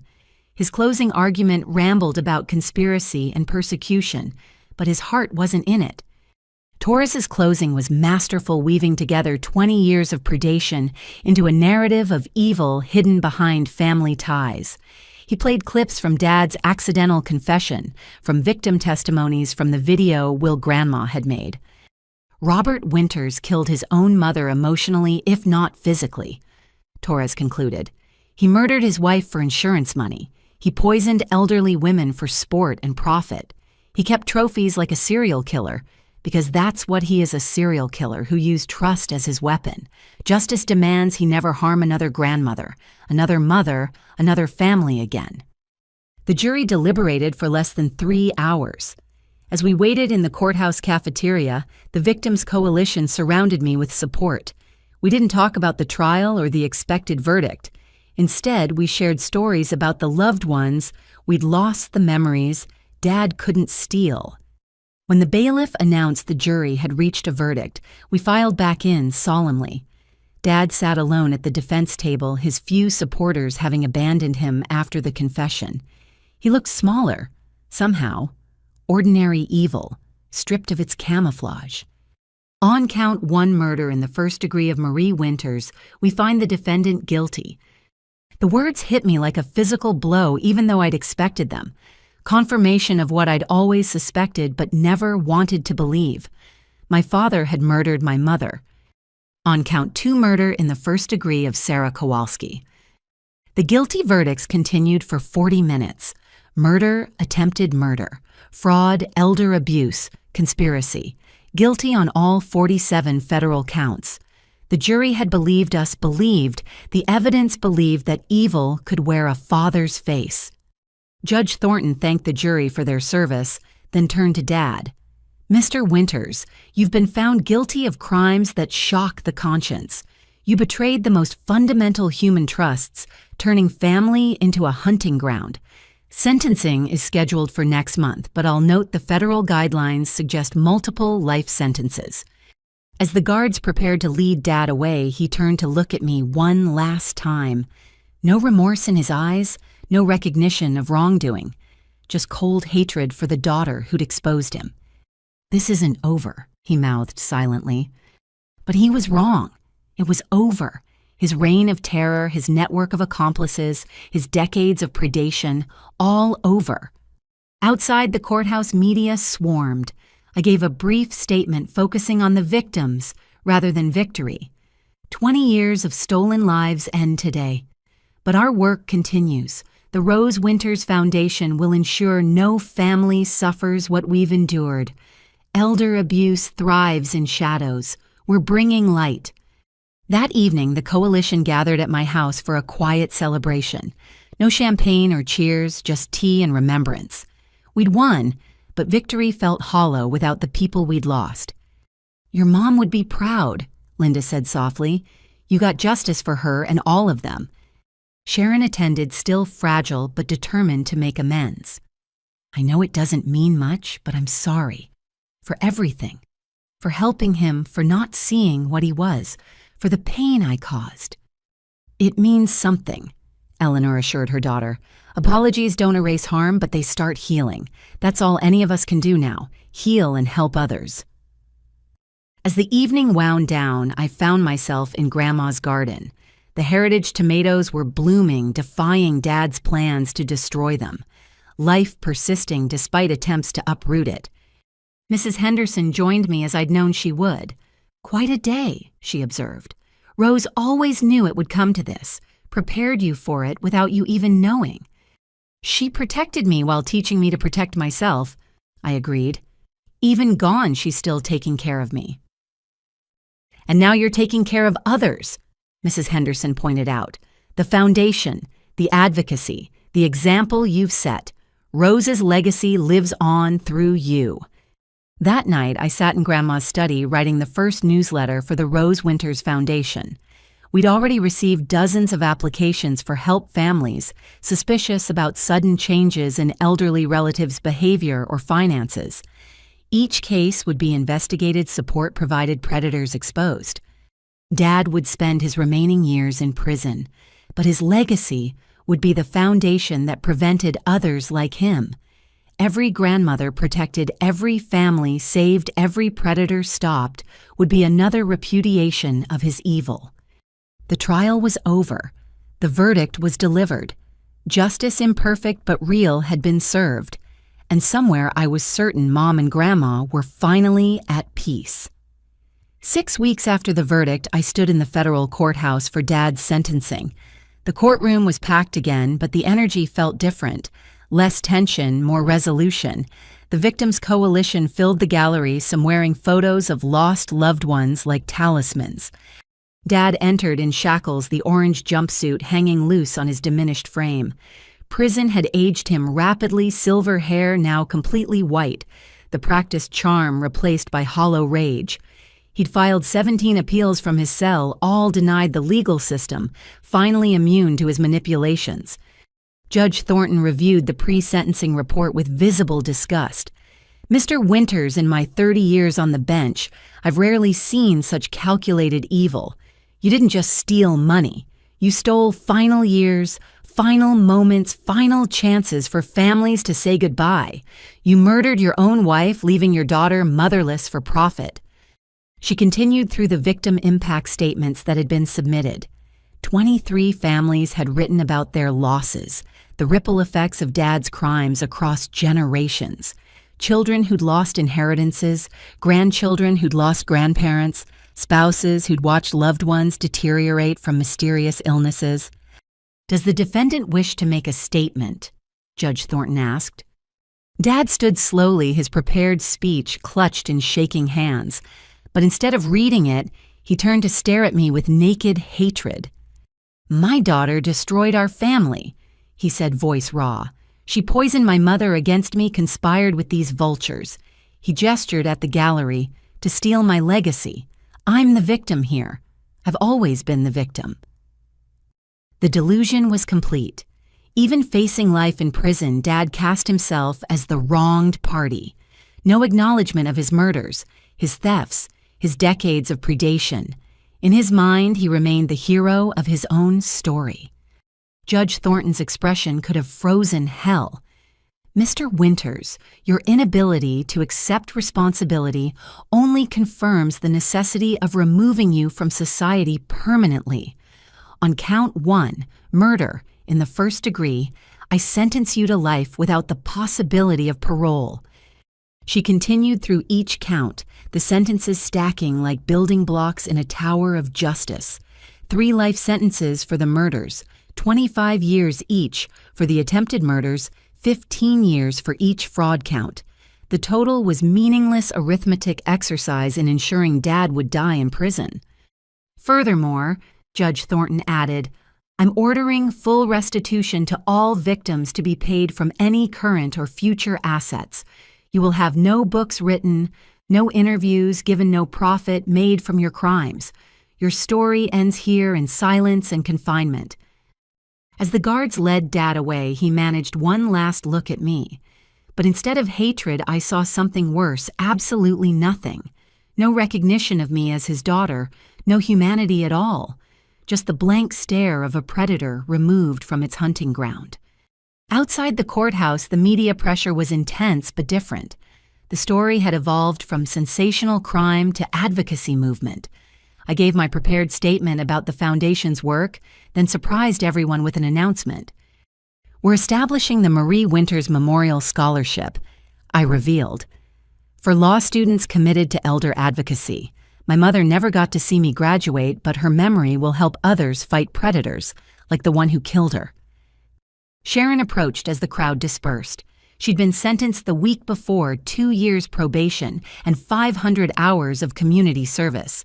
The judge had recognized her cooperation and victim status, crafting a sentence that emphasized rehabilitation over punishment. I've enrolled in social work classes, she told me, focusing on elder care and abuse prevention.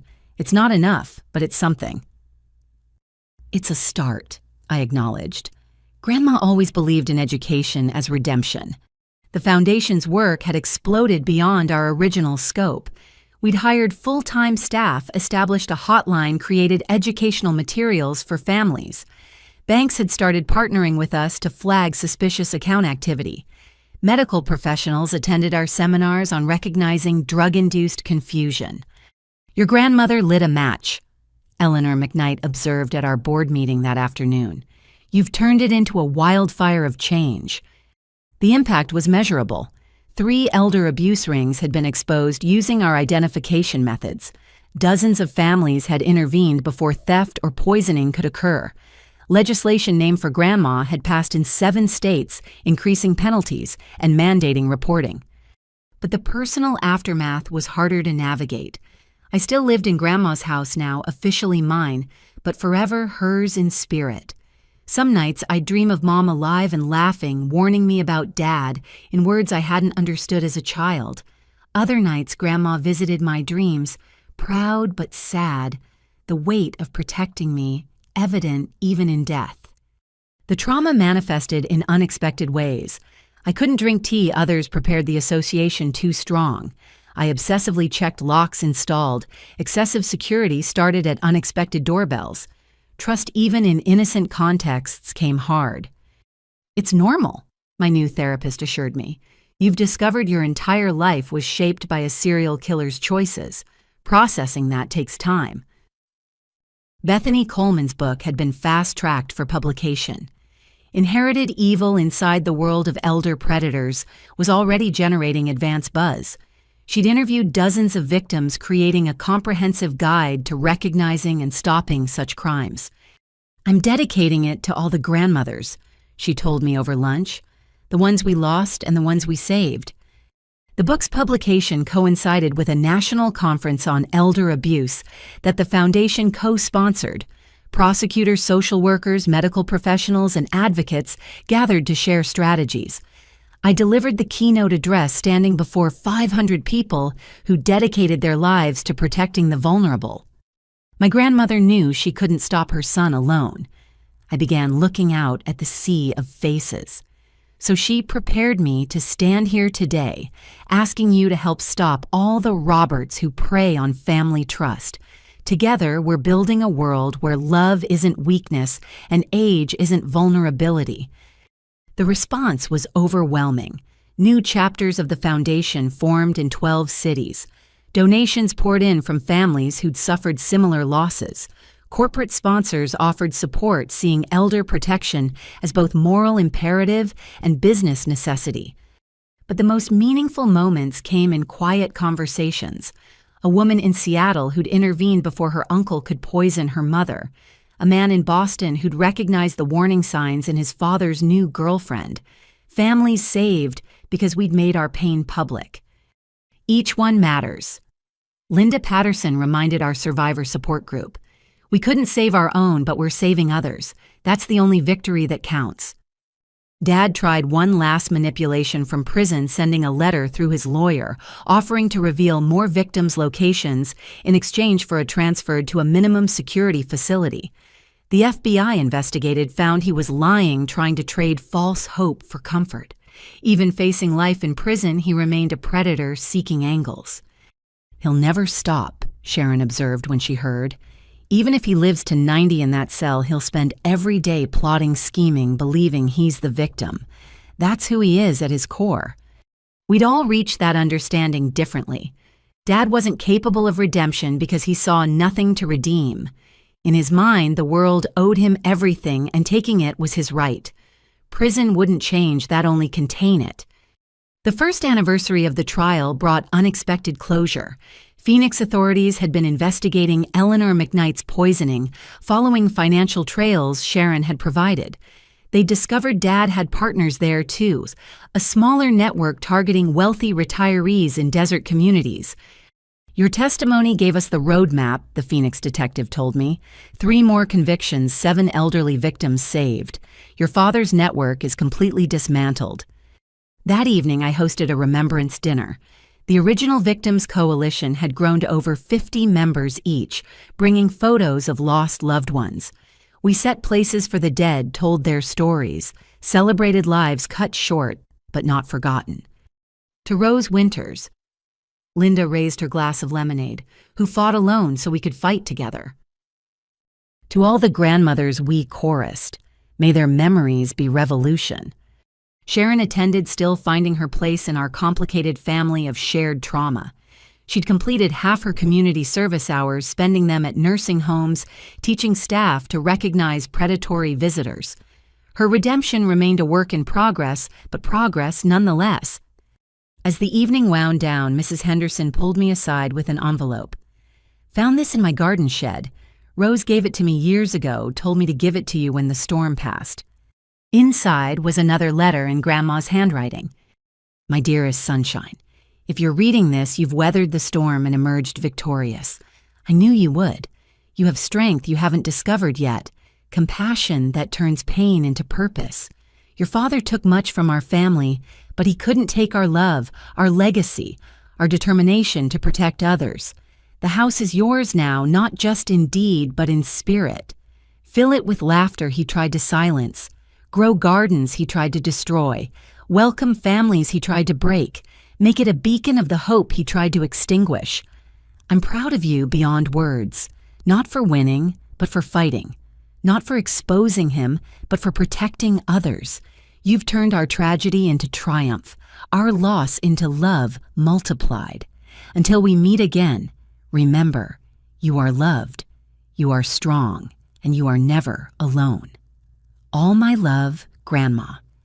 That night, I walked through the house with new eyes, not as a battlefield where we'd fought off Dad's invasion, but as a sanctuary Grandma had preserved for healing. Each room held memories of love, stronger than any predator's evil. In the garden, Grandma's heritage tomatoes grew heavy on their vines. Tomorrow, I'd harvest seeds to share at the foundation's next event.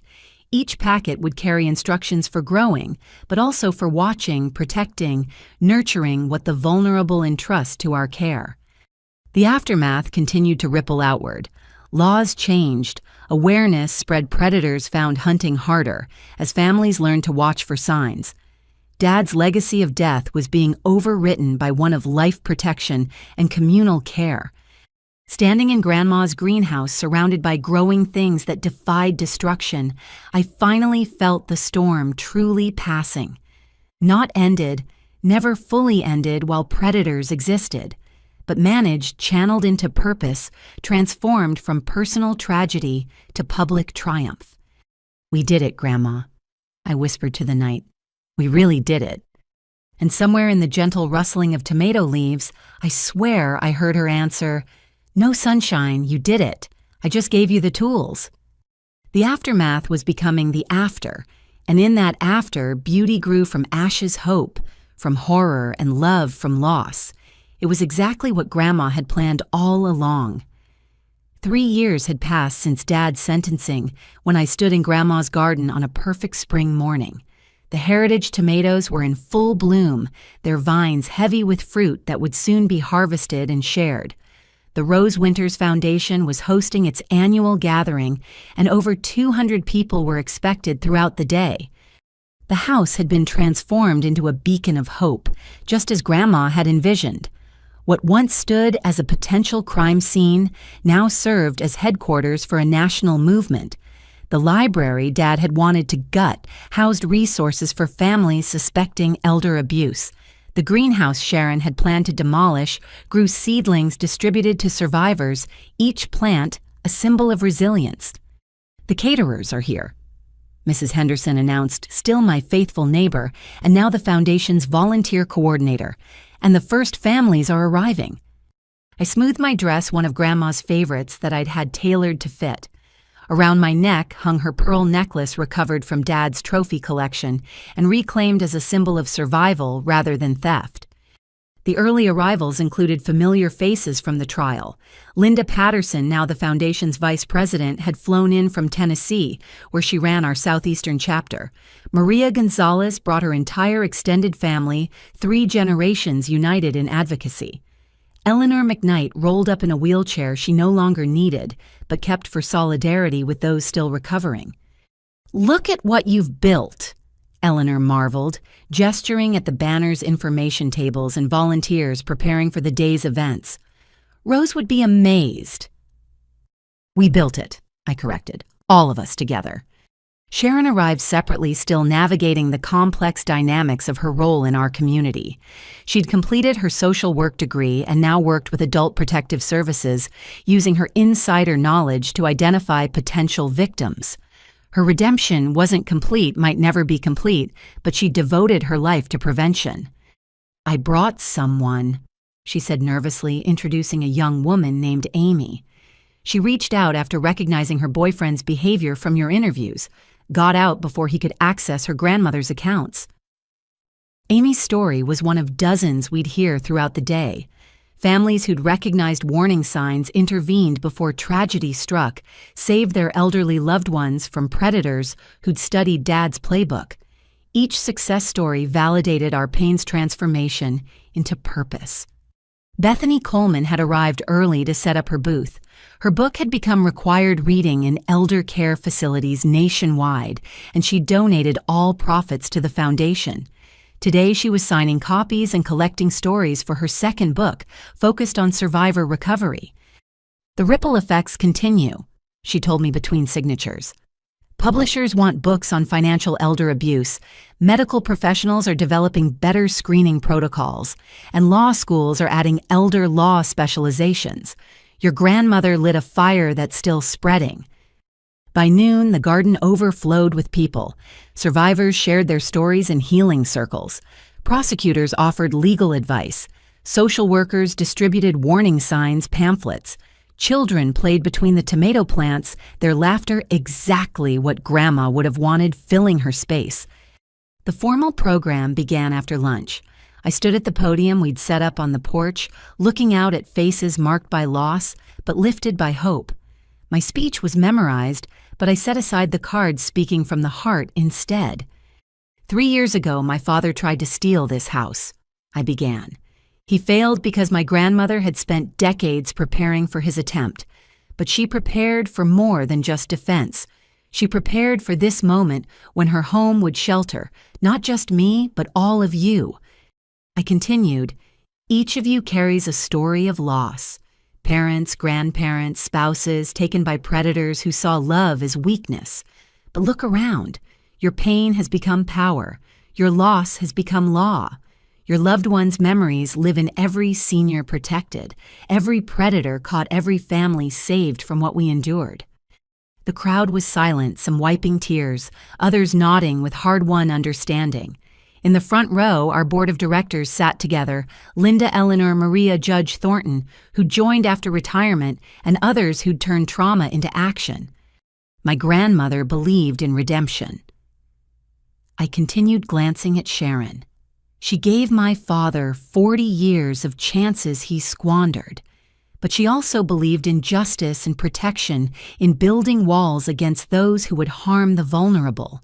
Today, we are those walls. I announced the year's achievements: 1,500 calls to our hotline, 300 interventions, 57 prosecutions, assisted 12 new state laws passed. Numbers that represented lives, saved families, preserved predators, stopped. But we're not done, I emphasized. Elder abuse evolves, predators adapt, and we must stay vigilant. That's why I'm announcing the Rose Winters Institute, a research center dedicated to studying and preventing elder exploitation. My grandmother was a teacher at heart. This institute will ensure her lessons reach every corner of our nation. The crowd erupted in applause. The institute had been a secret project funded by recovered assets from Dad's crimes and matched by corporate donors. It would train prosecutors, develop prevention programs, and ensure no elder faced predation alone. After the formal program, the gathering shifted to celebration. Local musicians played in the garden. Children painted flower pots to take home. Survivors planted new tomato seedlings, each plant tagged with a lost loved one's name. Detective Morrison, now retired but still consulting on elder abuse cases, found me during a quiet moment. "Your father's in solitary again," she informed me. "Tried to run a scheme on other inmates' commissary accounts. Even in maximum security, he can't stop predating." "He never will," I acknowledged. "But he's contained, and that's what matters." As afternoon faded to evening, the crowd gradually thinned. The original coalition remained, as I'd known they would, for our private tradition. We gathered in Grandma's dining room, setting places for our dead, sharing memories and updates. "Helen would have loved this," Bethany said, touching her aunt's photo. "She believed in community action, in women supporting women. This is exactly what she would have built." "My mother's proud," Maria added in her accented English. "I dream of her sometimes. She says we're warriors now, fighting for those who can't fight alone." Sharon sat quietly until Eleanor prompted her to speak. "I know I'll never fully atone," she said carefully. "But today, seeing Amy and others who escaped because we exposed these tactics, maybe my complicity led to something good. Maybe that's the best I can hope for." "Redemption isn't erasure," Linda observed. "It's transformation. You've transformed Sharon. That matters." As twilight settled over the garden, I found myself alone on the porch swing, where Grandma and I had spent countless evenings. The house glowed with warm light, filled with the echoes of hope and healing. Everything she'd protected had not only survived, but flourished. My phone buzzed with a message from the publisher. They wanted me to write a book about our story, the complete narrative of Dad's crimes, and our transformation of trauma into triumph. I'd been resisting for years, but maybe it was time. Grandma's story deserved telling in full. "One more thing to consider," Mrs. Henderson said, joining me on the swing. "That nice prosecutor James asked about you again. Maybe it's time to think about your own future, not just the foundation's." James Torres had indeed shown interest beyond professional collaboration, but I'd been too focused on building the foundation to consider personal possibilities. Maybe Mrs. Henderson was right. Maybe it was time to let love into the fortress Grandma had built. "She'd want you happy," Mrs. Henderson continued. "Not just successful, but happy. This house should hear laughter again, maybe even children's voices. New life to balance all the death we've processed." The thought warmed and terrified me equally. Trust came hard after discovering your father was a serial killer. But Grandma had loved after loss, built after betrayal. Her example suggested possibility beyond pain. As the last volunteers cleaned up and the house settled into peaceful quiet, I walked through each room. The walls held photos, now coalition meetings, survivor celebrations, families reunited. Dad had tried to steal this space, but we'd multiplied its love exponentially. In Grandma's study, I sat at her desk and pulled out writing paper. The book would start with her, the woman who'd fought alone, so we could fight together. It would tell of her courage, her foresight, her transformation of one man's evil into a movement for good. But first, a letter to James. Just coffee, nothing serious. A small step toward the personal life Grandma would have wanted for me. A recognition that surviving wasn't enough. I needed to live. The phone rang before I could write. An unknown number, but I answered anyway. A trembling voice spoke. "Is this the Rose Winters Foundation? I think my son is poisoning me. I found your number online. Please, can you help?" "Yes," I said firmly, reaching for the intake forms. "We can help. You're not alone. Tell me everything." As I listened to another grandmother's fears, I felt Grandma's presence like a warm embrace.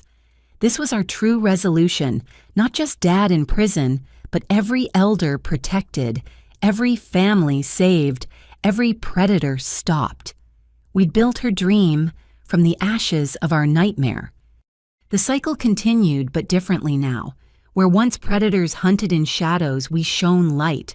Where once elders suffered in silence, we amplified their voices.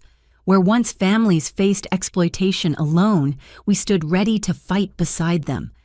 "Thank you for calling," I told the frightened woman after gathering her information. "Someone will be with you tomorrow. Tonight, don't drink anything you didn't prepare yourself. You're going to be okay." After ending the call, I finally wrote my letter to James. Just coffee, but maybe the beginning of adding new love to the love we'd preserved. Grandma's house had protected me long enough.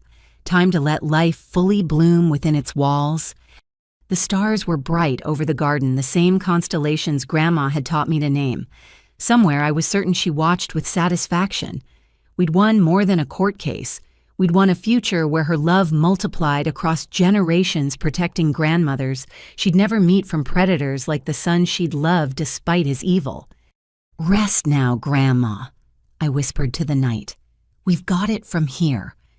The house settled around me with familiar creaks and sighs, no longer haunted by attempted theft, but blessed by successful protection. Tomorrow would bring new challenges, new calls, new families to save. But tonight, in the sanctuary, Grandma had preserved all was well. The resolution wasn't an ending, but a beginning, and that I knew was exactly what she'd planned all along. Life lesson. Sometimes the greatest gifts come disguised as our deepest betrayals. Grandma's foresight taught me that true inheritance isn't about property, but about the strength to stand against injustice. By protecting what she'd entrusted to me, I discovered my life's purpose. Her house became more than walls and memories. It transformed into a sanctuary for healing and justice. Family isn't always who we're born to, but who stands with us when we defend what's right. What would you do if someone you trusted tried to take everything from you?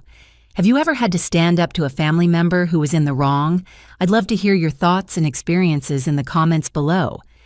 If this story touched your heart, please give it a like and share it with others who might need to hear it. And don't forget to subscribe for more stories of courage, justice, and the power of love to overcome even the darkest betrayal. Thank you for listening to my story.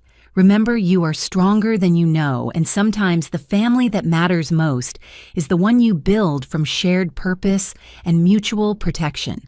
Stay strong, stay vigilant, and never let anyone make you feel powerless in your own life.